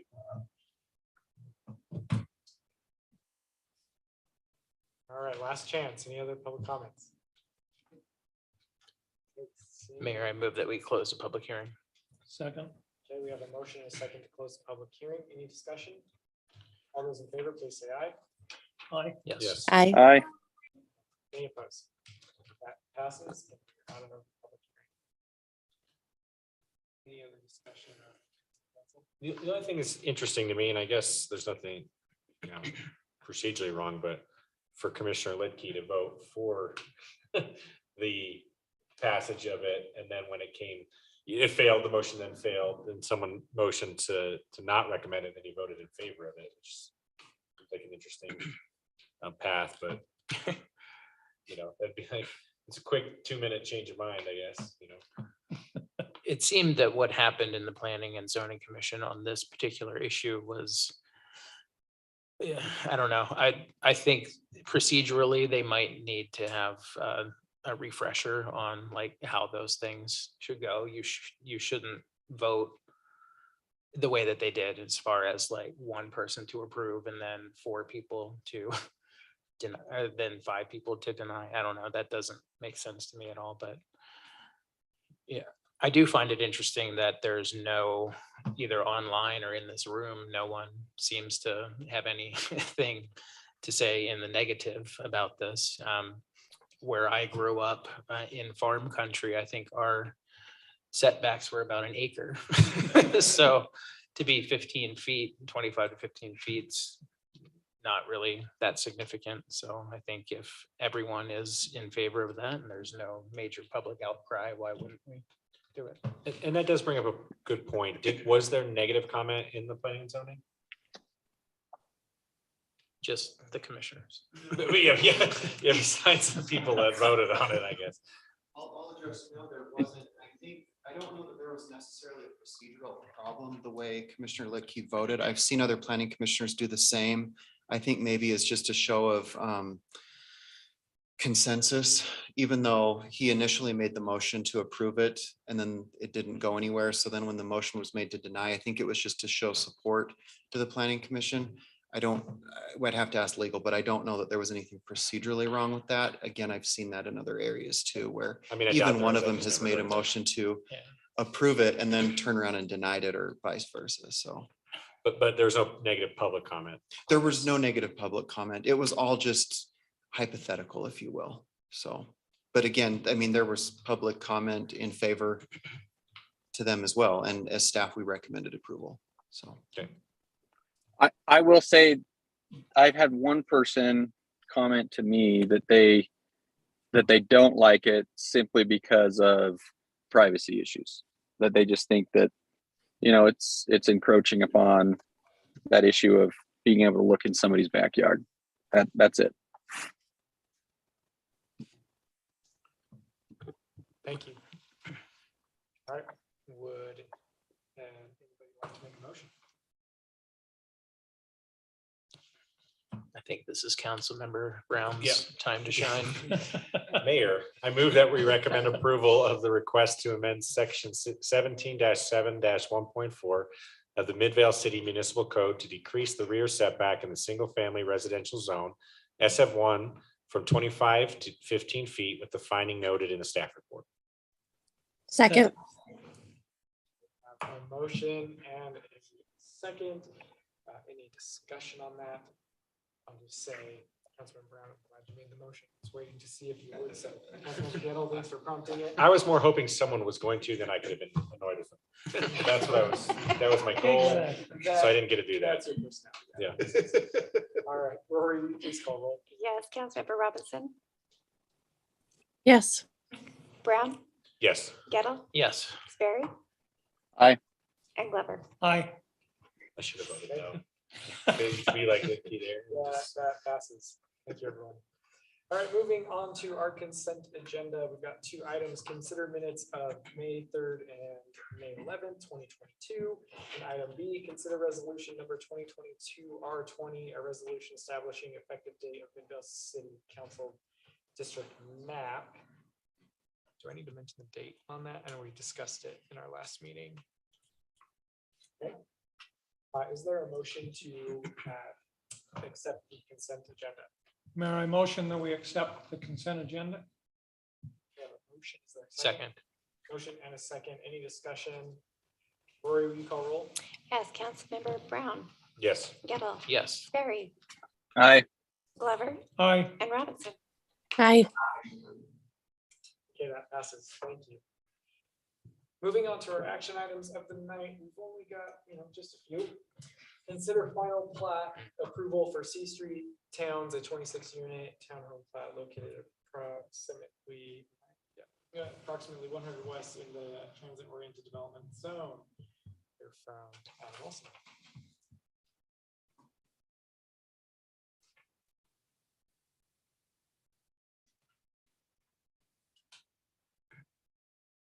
So this is the third and final chapter of the project that I've been discussing tonight. It's just the C Street Towns project. The final plat complies with the preliminary plan. It also meets all the requirements that are set out in both the subdivision ordinance and the TOD code. Again, conditioned on the vacation. This one did not need a public hearing. It's just an action item with the council, but it is in compliance with what you looked at previously. Any discussion?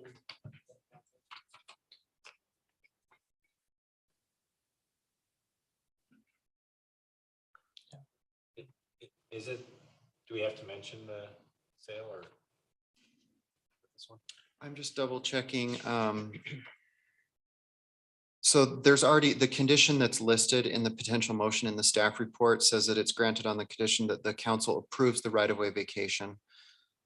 So if we again, approve it, if you- we approve this, it's all contingent. it's on all that. contingent on that. And so if the appraisal, let's just hypothetically say the appraisal comes back and the applicant says, no, I'm not going to do this, then everything falls apart and we start over. Okay. So.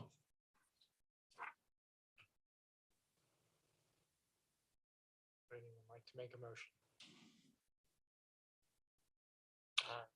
Mayor, I move that we approve the final plat located at 1000 West Center with the findings and conditions included in the staff report. We have a motion. Is there a second? Second. Have a motion and a second. Any discussion? Rory, please call roll. Councilmember Gettle, Yes. Sperry, Aye. Glover, Aye. Robinson, Aye. and Brown. Yes. Thank you. That passes.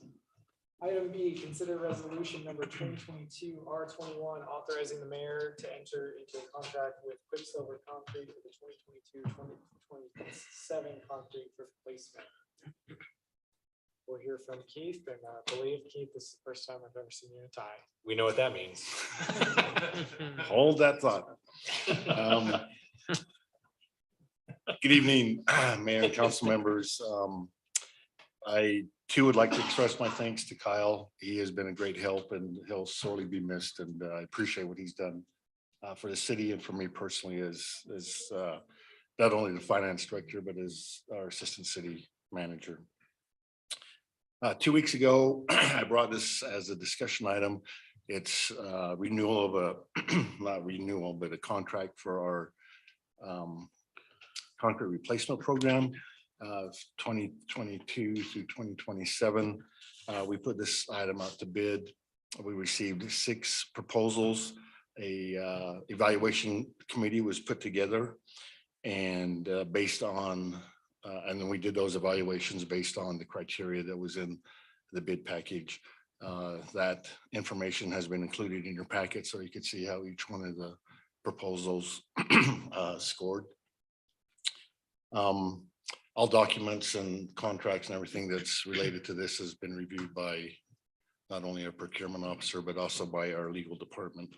I have a resolution before you to act on to allow the mayor to sign an agreement with Quicksilver Concrete to be our contractor for the 2022 through 2027 concrete replacement program. Any questions for me? So this is the sidewalk replacement, is that what we're talking? Sidewalk, curb and gutter, exactly. Handicap ramps, all of that stuff is included. Our 5-year contracts. We have in the past done 3-year contracts. After talking with legal staff and our procurement officer, we talked about extending that to a 5-year contract. Do we receive any kind of discounts for going 5?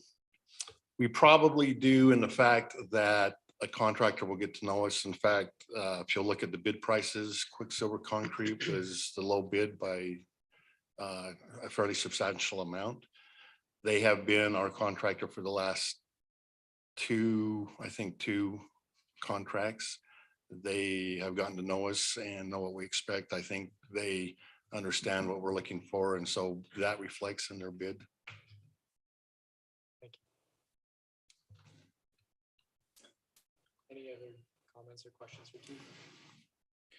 I'm interested to hear maybe from Glenn in Public Works, if if we've had any issues with any of the work that they've done in the past that you guys have been made aware of. No, I'm not aware of any issues.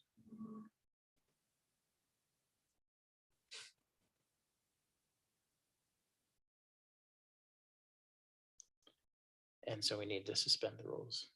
Not for this one. No. Next. It's later on that he needs it. Coming up. You could have come up without the tie at this point. I didn't want to. Okay, thank you. Thank you. All right, is there a motion to approve resolution number 2022 R21? I'll make the motion, Mayor. I move that we approve resolution number 2022-R-21. A resolution authorizing the mayor to sign an agreement with Quicksilver Concrete for the 2022 through 2027 concrete replacement project. Second. Okay, we have a motion and a second. Any discussion? Real quick, Mayor, I just was wondering, since this is out of the norm for us to do this 5-year contract, is there something in that contract that says, if they totally bomb a job somewhere, that we can mutually part ways? Okay, I'm seeing a head shaking, so that's good. That's standard in every contract we have, whether it's 1-year, 2-year, single. Any other discussion? Or you call roll? Yes, Councilmember Sperry, Aye. Glover, Aye. Robinson, Aye. Brown, Yes. and Gettle. Yes. Okay, that passes. Thank you. Moving on to item C, review and approval of resolution number 2022 R22, adopting the updated board and committee assignments for Midfield City. Thank you. Originally, when we sent out this memo last week, the intent was that we needed to address the issue of, I suppose I can't scroll down, can I?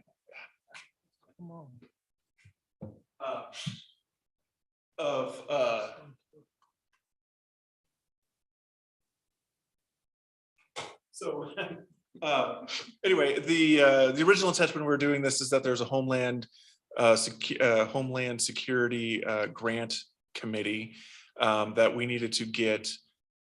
Thank you. The last item on here, Homeland Security Grant Council. We were going to have Kyle be the primary on that, with Christian being the alternate.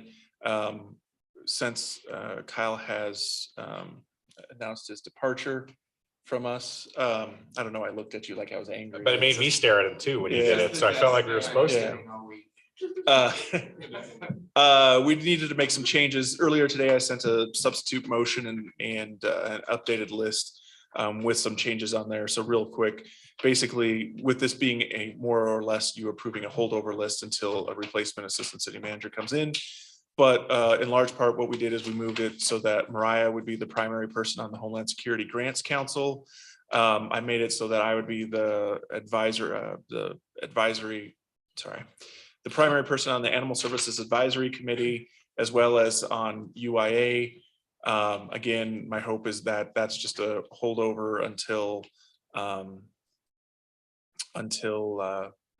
we get the new person hired. And then the other one is we also put Vendeline in as the alternate for the Jordan River Commission.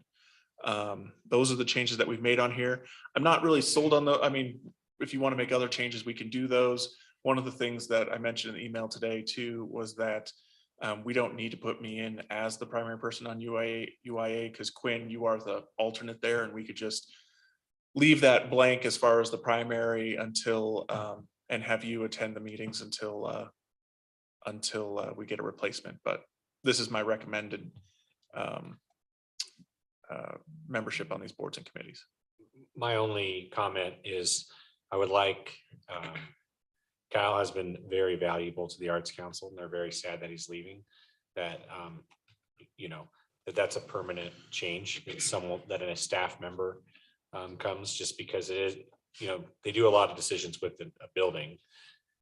And I try to relay it, but it's a lot easier, I think, as Kyle could probably say, to, you know, discuss that opposed to my, you know, emails or every 2-week visits. So if we could make that a permanent thing, I think it's a good idea. That is definitely our intent, is that we would continue to have a staff member attending those.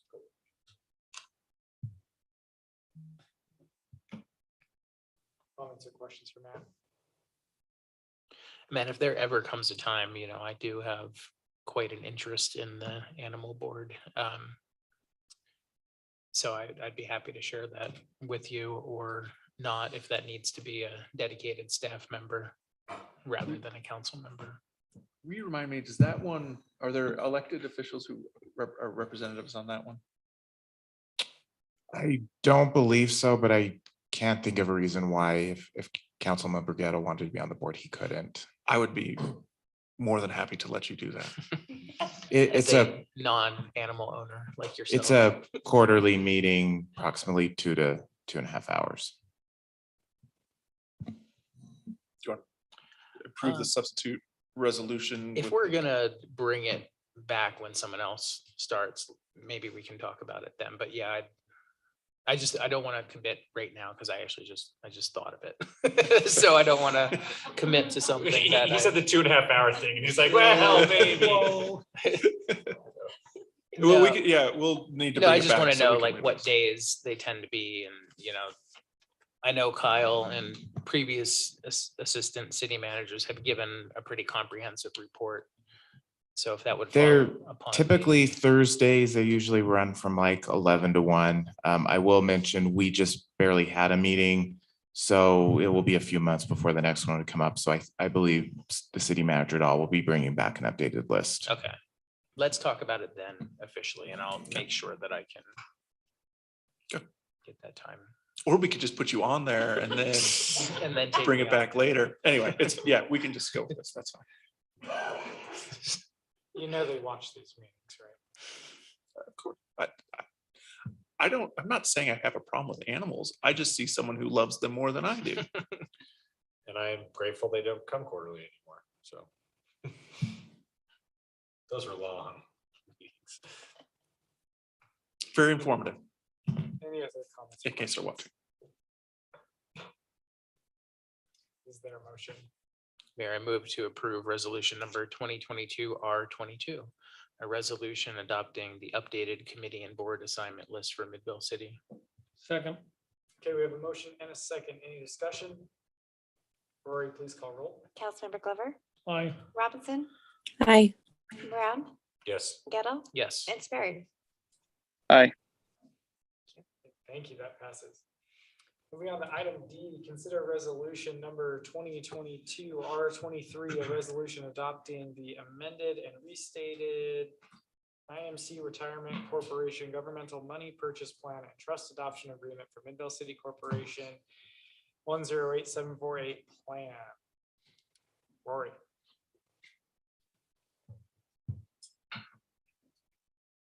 State your name. Okay, I didn't have a tie to wear, and I do need to have these rules suspended, so I brought cookies. Oh, Okay. okay, Okay. much better. Actually, no, that was not the reason, but it worked for me. We have every 6 years, the IRS requires us to readopt or restate our 401 A plan. Now, the 401A is the plan where it's employer contributions only. But this is where we do our match. So if the employees contribute to a 457 or a 401K, then we match that 1%. They go through and look at all of the IRS schedules. They look at all the legislative updates and they update everything accordingly. And they have received a letter stating that they had a favorable opinion letter from the IRS saying that their plan is appropriate. So I do ask that we would suspend the rules and adopt this resolution with the plan. If you have any questions, I'm happy to answer. That is not what I expected. See, Matt, he scheduled that right perfectly. This is plans.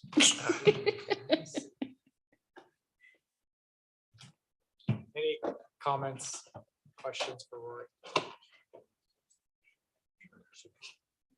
I'm ready to make a motion. Do you want me to make a motion, Mayor? Please do. We're all- Mayor, I move that we suspend the rules and we approve resolution number 2022-R-23, adopting the amended and restated ICMA Retirement Corporation Government Money Purchase Plan and Trust Adoption Agreement as presented. Second.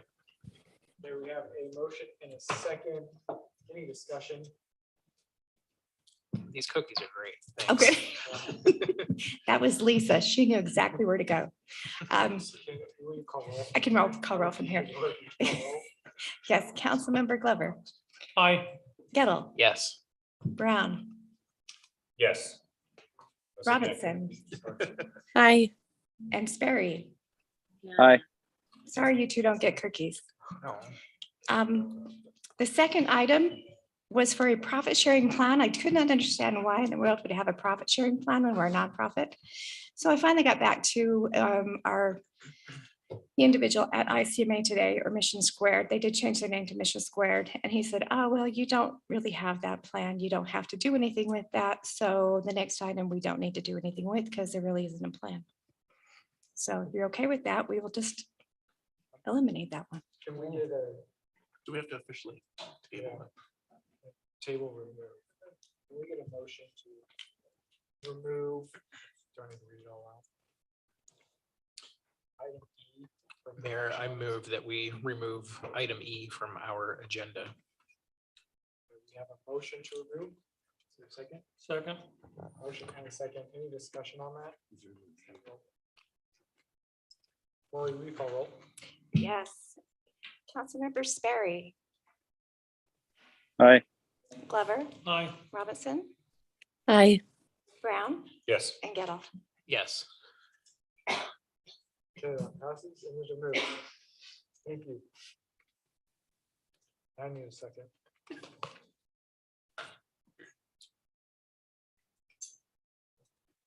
Very good. Just Now I need to go get waters. Who needs a water?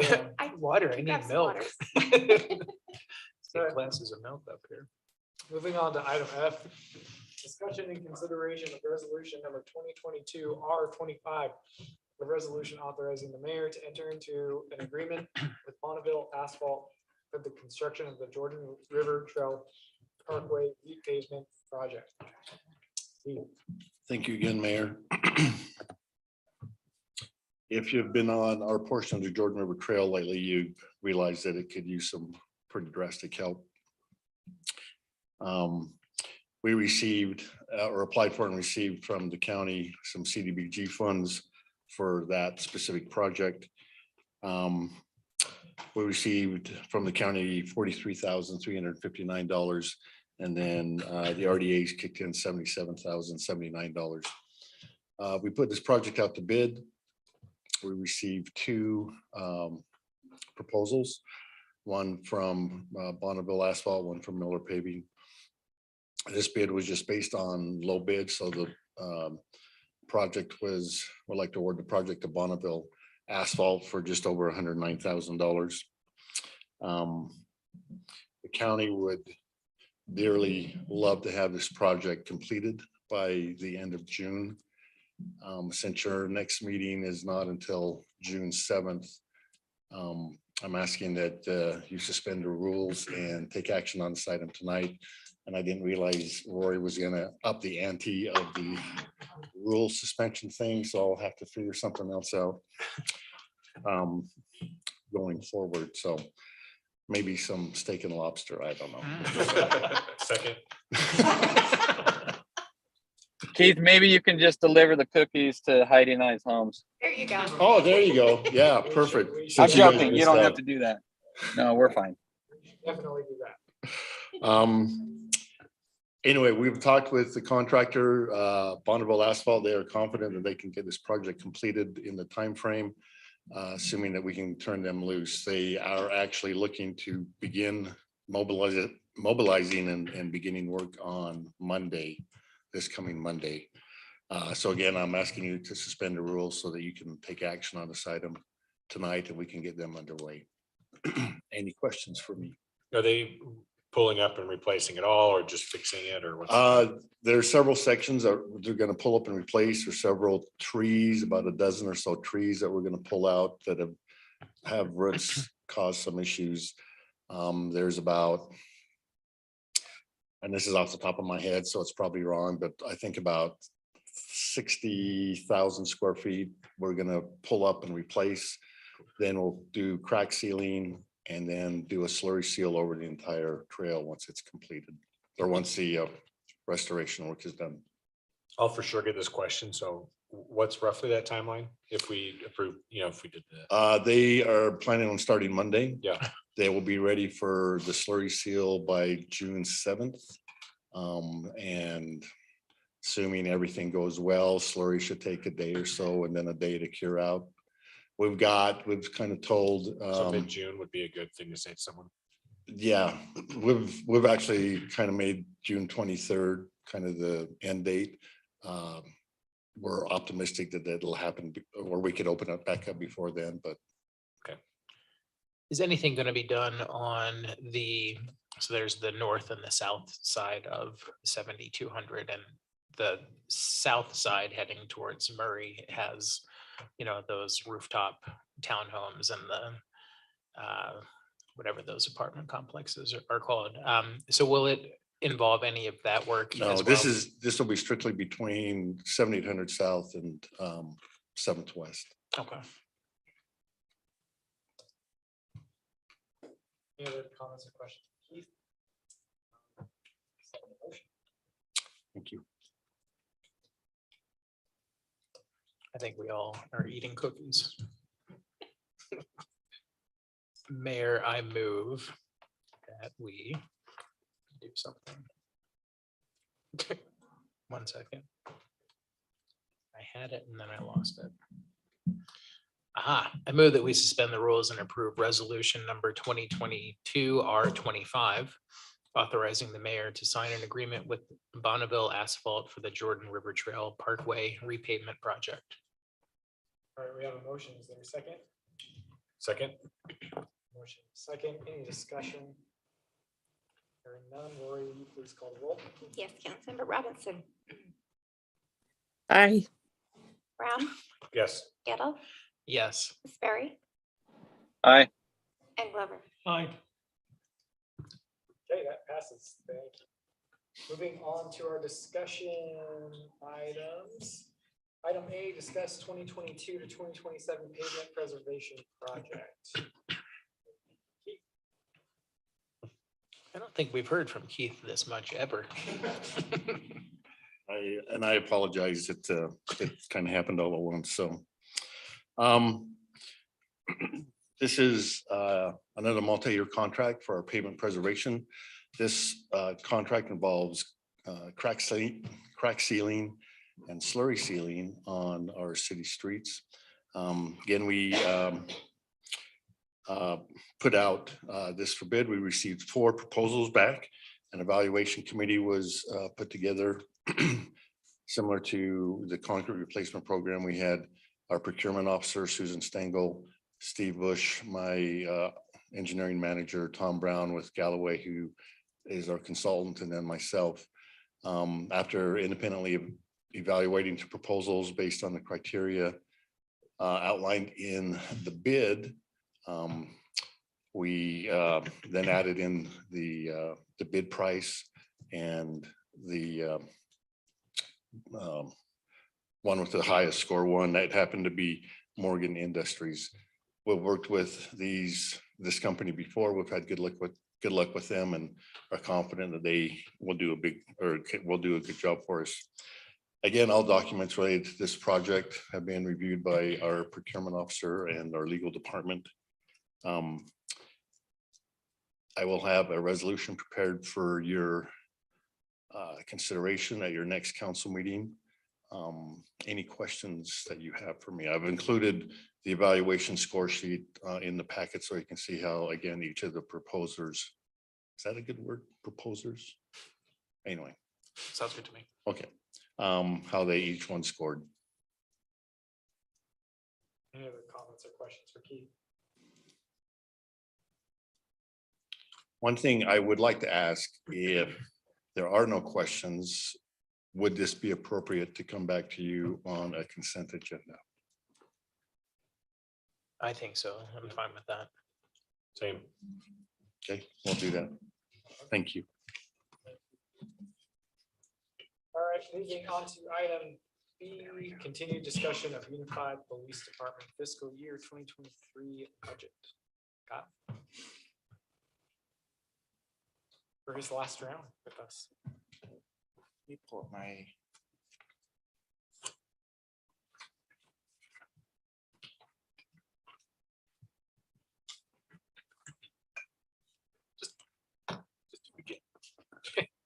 Oh, We only have so much time. do you want me to see if I can do it faster? Yes, yeah. I can try to talk as fast as Matt Pierce. I don't know if that's possible, but I could try. At our all staff meeting, Matt breezed through about a half hour's worth of information in probably 10 minutes. It was like, no, it was that. Everyone said he talked faster, man. I was really jealous.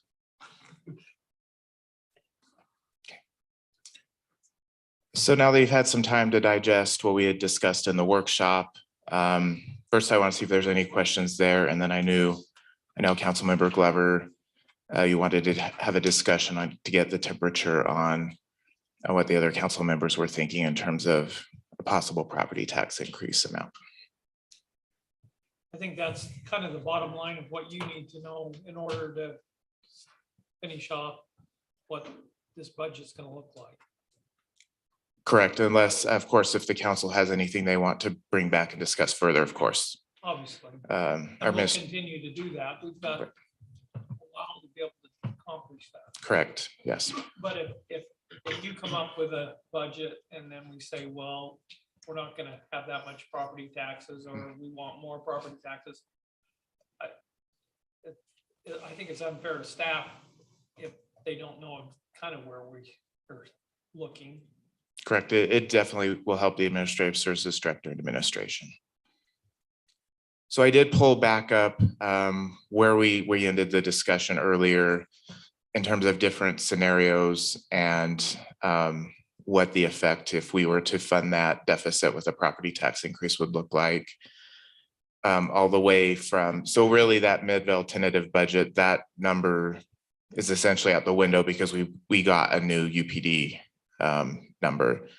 So really it's from that 5/3/22 draft UPD budget. And just as a reminder, that 698,549 is not using any precinct fund balance at all. So that would be, we would keep the amount, I believe it was around 800,000 in precinct fund balance, and we wouldn't be using it to help decrease our member assessment.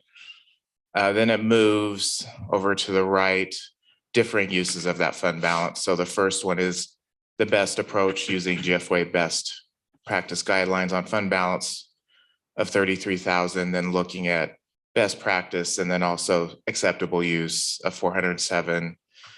And then this is probably not a applicable term, but I won't be here at the next council meeting. I call it everything but the kitchen sink option, where staff, we collaborated on what would be an option of moving things around, still keeping things fiscally responsible, but trying to find as much ongoing money as we can without starting to cut some of the larger requests. And that is that last right-hand column of $130,000 roughly. So did you say best practices is, how is it moving right to left? So excluding the draft UPD budget, that's 698,549. So the 33,000 is absolute best practice. Oh, I see. One thing to also consider as you're moving to the right is use of these other monies are basically being used for recurring expenses. They're capital in nature, but they recur every year. So next year, we're going to have some sort of an amount still. It's not like it's a one-time thing and it drops off. So really what it does is it will help smooth the increase or lessen the impact, but there will have to be increases down the road just to make up for using one-time money for something that's ongoing. I'm gonna throw something out, and this will be that last time, Kyle, that you'll be able to say, well, Matt, I don't know if that's quite right. But I mean, really, as I look at it, there's three legs on this stool that's gonna get us where we need to be. One of them is property tax, which is what you want to discuss. The other is that list that Kyle had on there of the, that's the one, of the budget increases and what we can adjust there. And then the third one is the fund balance, how we're going to use that. And so really, as we look at this, I mean, based on our conversations, you understand how we got to this point and why we think these are needed things for us in order to maintain the basic services of the city. As we go to the fund balance issue, I mean, we really do, I know it seems easier to say, let's use more fund balance, but as Kyle just said, then we get into, we're going to have to pay that at some point. And so, you know, maximizing the use of that comes with some challenges down the road. And then of course, the third one being, you know, what do we think that is palatable for the community to pay on through property taxes? So, I mean, I just don't want it to be, what do we want to, you can phrase it however you want, but if we just look at it as what do we want to pay on property taxes, we're going to have to take that from somewhere else, and that has implications. One thing before you have discussion, one thing I do want to point out, and I just thought of this, if Some money? No, unfortunately, no.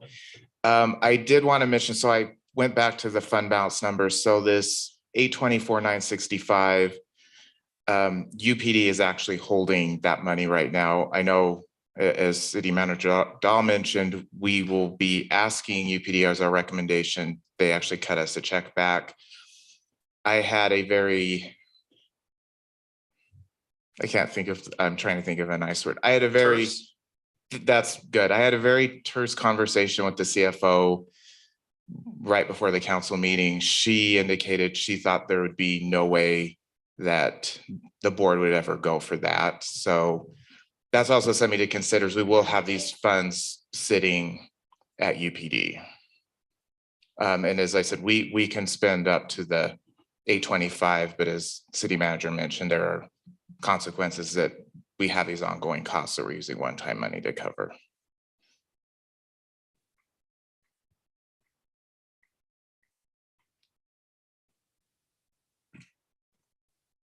Again, back to that discussion of that 825, that's like, if they're not going to give us a check back, we might as well use it, even if we end up putting that money back in our reserve. And we still have the money. You follow what I'm trying to say? Yeah.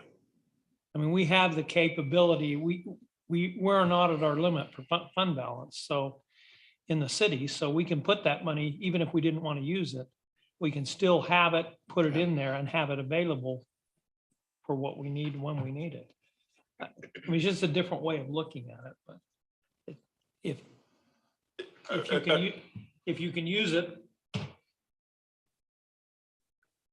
Just so I'm clear though, are you saying that essentially it's the balloon you're pushing down on one end, you're saying, let's use this and it's freeing up money for the city on the other end? Is that how you're? Yeah, but and it, again, if we just leave it in there, it's just there for us unless they take it. Right. Okay, if we put it into our fund balance and say, we know it's there and this is gonna be used at a later date for UPD or whatever. It's just like getting a check. What would you, if they wrote us a check back, what would you do with the check? Well, I'm just we- asking. Yeah, well, I mean, I think there'd be two things that we would do. One is we would look at still holding that largely to look at what we're gonna do for in UPD, if we're gonna improve the buildings or some of those kind of capital improvements that we had talked about. But it would still technically be funds that we could use for capital projects or whatever. Yeah, but you could earmark it and say, we're not gonna use it, we're gonna use it for. UPD. So in reality, it wouldn't be any real different than them writing us a check back if we ended up using it. Right. I- I can It's see true. this- I can see your, yeah. There might be a temptation to use it for something else, but I mean, it's still, Is Harriman in UPD? So you won't have to continue figuring this out and working with it. I'm sure I'll have other challenges, but not this one. I mean, in either case, it ends up still being one-time money that's covering ongoing expenses, and we will have to pay the piper on that at some point. That's, I mean, could it be used? Yes, but there's still that on we would be creating the same structural imbalance that we're a similar structural imbalance that we have some issues with UPD using one-time money to cover ongoing expenses if we were to do that. And we would also have to fix that in the same way they need to fix it as well. Now, this is the same. It's our money. Yes. I mean, I think part of this is we've been told the precinct is our precinct and that fund is sitting there. And so maybe it would go to policing regardless, but I think, yeah, what we're trying to. Oh, I'm get the money is saying- I'm saying you could get the money, you could hold it, and you could use it for those services, whatever we need. Yeah. But you have the discretion instead of them telling you if that's a concern. I don't know if it's a concern or not, but.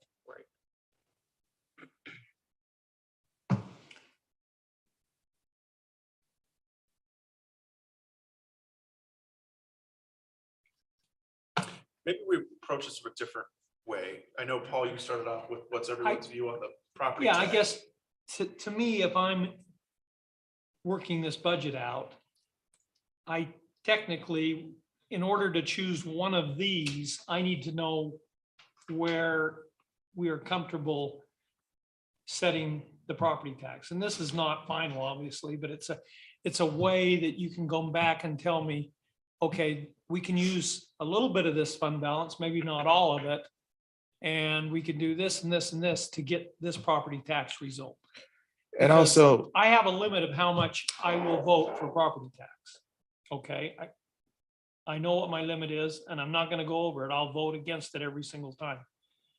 And so I think you need to know that from the council of kind of what their comfort level is. I think we need a property tax increase, and I think we need to do it most every year, a small amount to keep up with it. That's what happened last time. And it was, I mean, we had 150% tax increase. I voted against it because I told them I wouldn't go that high. So I think realistically, if we can at least come to some, then it's easier for you to understand where, Paul, what this budget could be. what is your limit? I will not vote for anything over 8%. I would like to see it between 6 and 7, but 8 would be my limit. And then just to clarify, you don't necessarily have to hit like a number on this. It could be a range, like, for example, if this council felt comfortable with 6, it doesn't necessarily have to be 4.83 or 10.8, And I just as an understand. example. And obviously, I mean, I get a variable there, but my comfort level really is not, if I go past that, it's like, I'm not sure I want to do that. Does that make sense at all? Yeah, I don't know how we decide that because it's an increase that's mandated, right? Like mayor will go and vote, you can vote no even, right? And on what UPD wants to increase the cost. And so if we don't raise property taxes to meet that, then we just lose services somewhere else, right? Well, the American vote no, but if everybody votes yes, we're still bound. It's not, Right, so then how do we pay for that? well, and again, that's So, where if you look right here, he's giving you yeah, different options. that's, I just mean like my comfort level is, I don't want to lose services.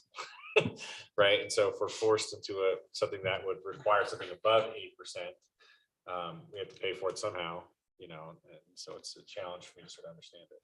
One also way to maybe approach it, I apologize, Councilmember Gettle, I didn't mean to cut you off. The lower property tax increase really means needing an increase in the future. So really, you might want to think of it as a means of smoothing out future increases. Just maybe a way of thinking of it.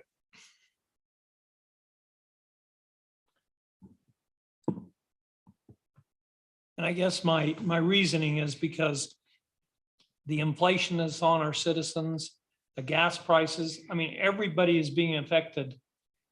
And we have to have some type of increase, but we've got to hold the line somewhere.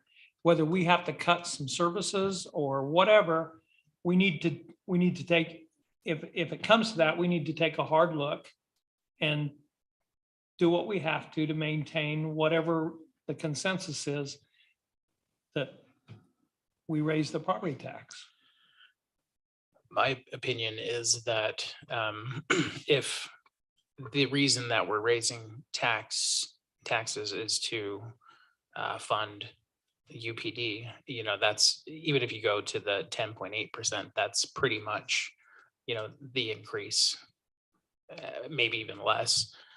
So you can make the argument to our tax-paying citizens that the increase in tax this year is going entirely to cover the UPD assessment. And as you have on your spreadsheet, I mean, I know $20 is $20 and that can be very significant to some people, but I don't think that's a hard sell from this perspective of us as elected officials to go 10%. I mean, obviously we'd like 0% every single year, but that's not feasible. 0% is what got us in trouble the first time. Exactly. And to be honest, to go through so many years of 0% as we have, like, you know, Councilmember Brown and I have not gone through a truth in taxation in our terms in office. So, you know, even to do it 10%, it's, if that's what we have over the course of 5 tax cycles, that's not bad. You know, if we could have done 3% every year or something, yeah, that would have been better.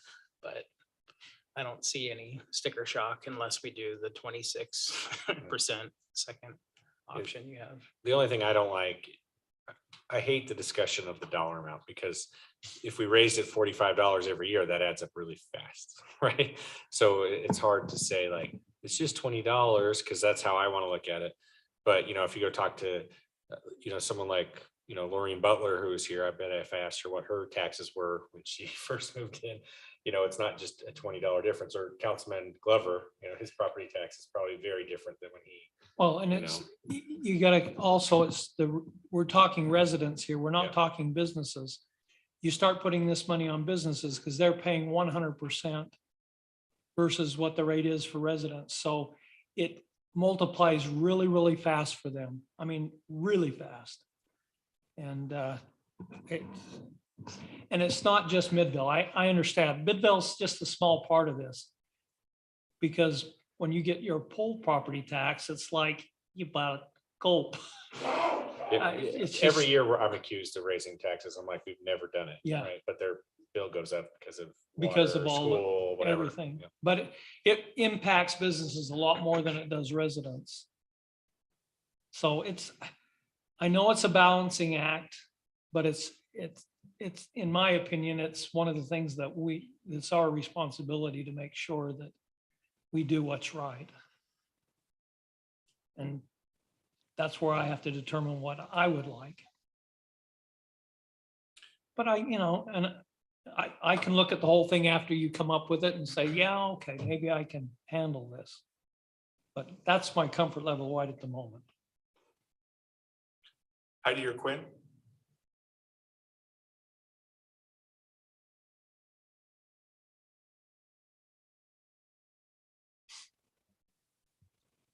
Councilmember Robinson. I don't have anything else to add.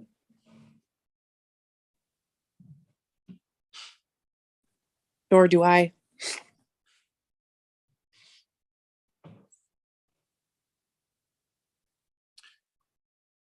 So here's what I heard.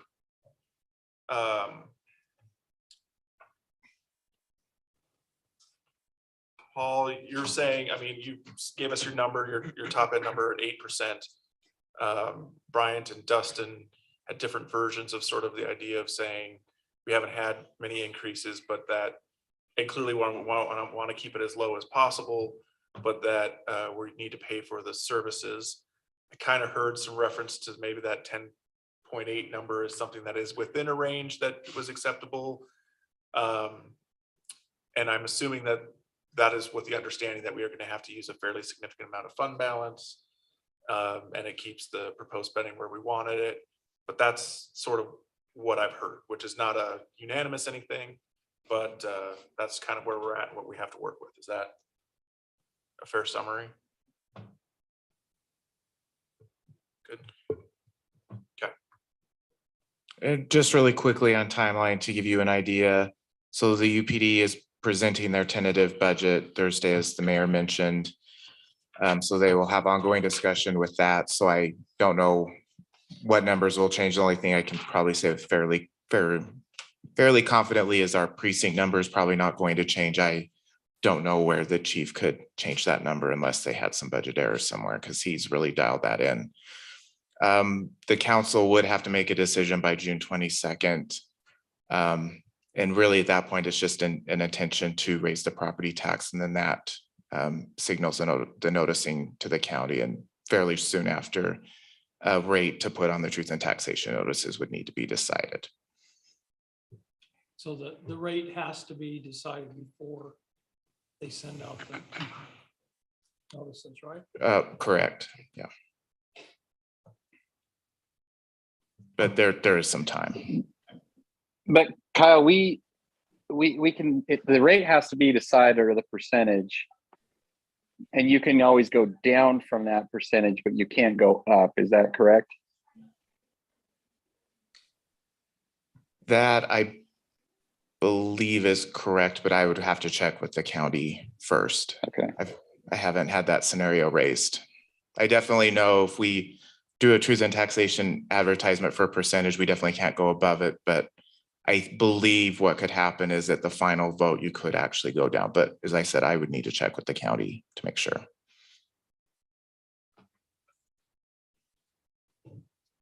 Thank you. Thank you.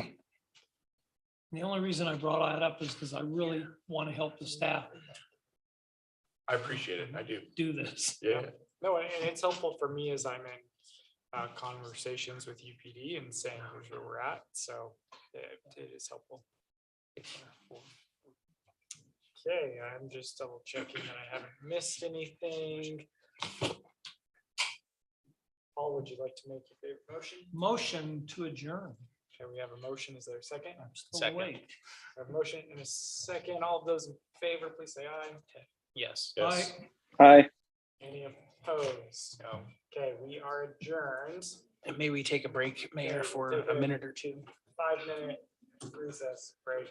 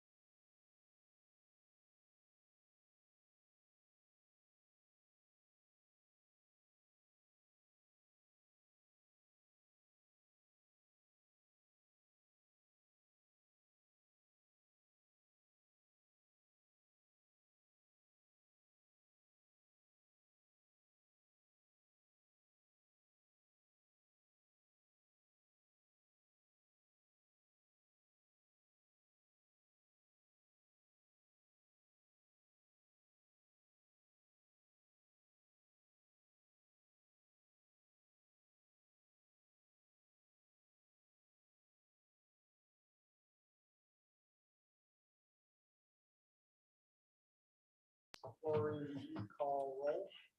Yes.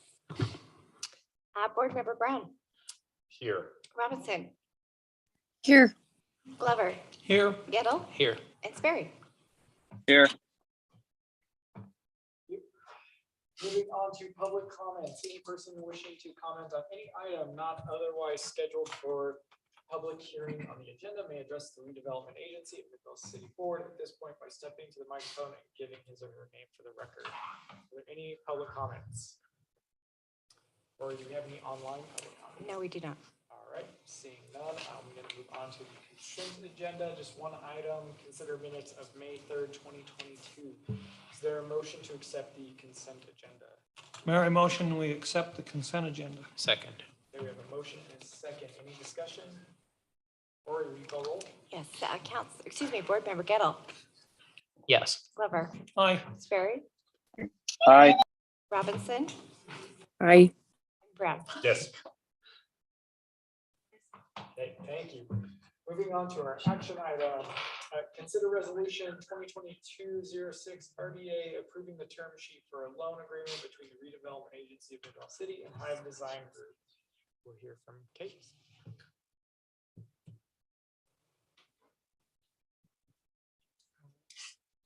Thank you, Mayor, and thank you, Board. Hopefully I'll be brief.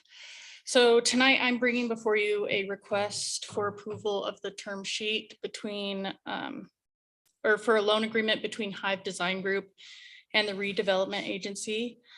Just as a quick reminder, the loan will provide $250,000 to the Hive Design Group for the purchase and renovation of the Midville Main Street Theater. And again, staff fully supports this project, and we believe that it will not only enhance the look and feel of the street, but will contribute to the facilitation and attraction of arts and culture along the street. The proposed terms were included in the board packet, and it includes the terms that were listed before with the change of requiring, oh, it doesn't look like that update up there, but equal monthly payments that will be made on or before the 15th of each month. And that those payments will be made until the loan has been paid in full. And I've put up the recommendation, but feel free to ask any questions if you have them. Just one question. If they default on the loan, what happens? So they have collateral and it's on a piece of property.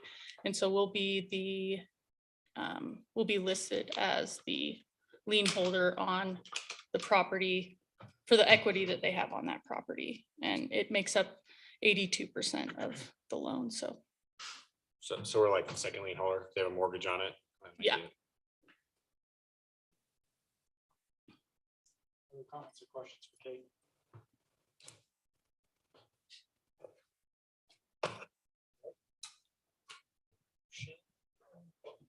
Mayor, I move that we adopt resolution number 2022-06 RDA, approving the term sheet for a loan agreement between the redevelopment agency of Midville City and Hive Design Group. We have a motion. Is there a second? Second. Motion and a second. Any discussion? Or you call roll? Yes, Board Member Gettle, Yes. Glover, Aye. Sperry, Aye.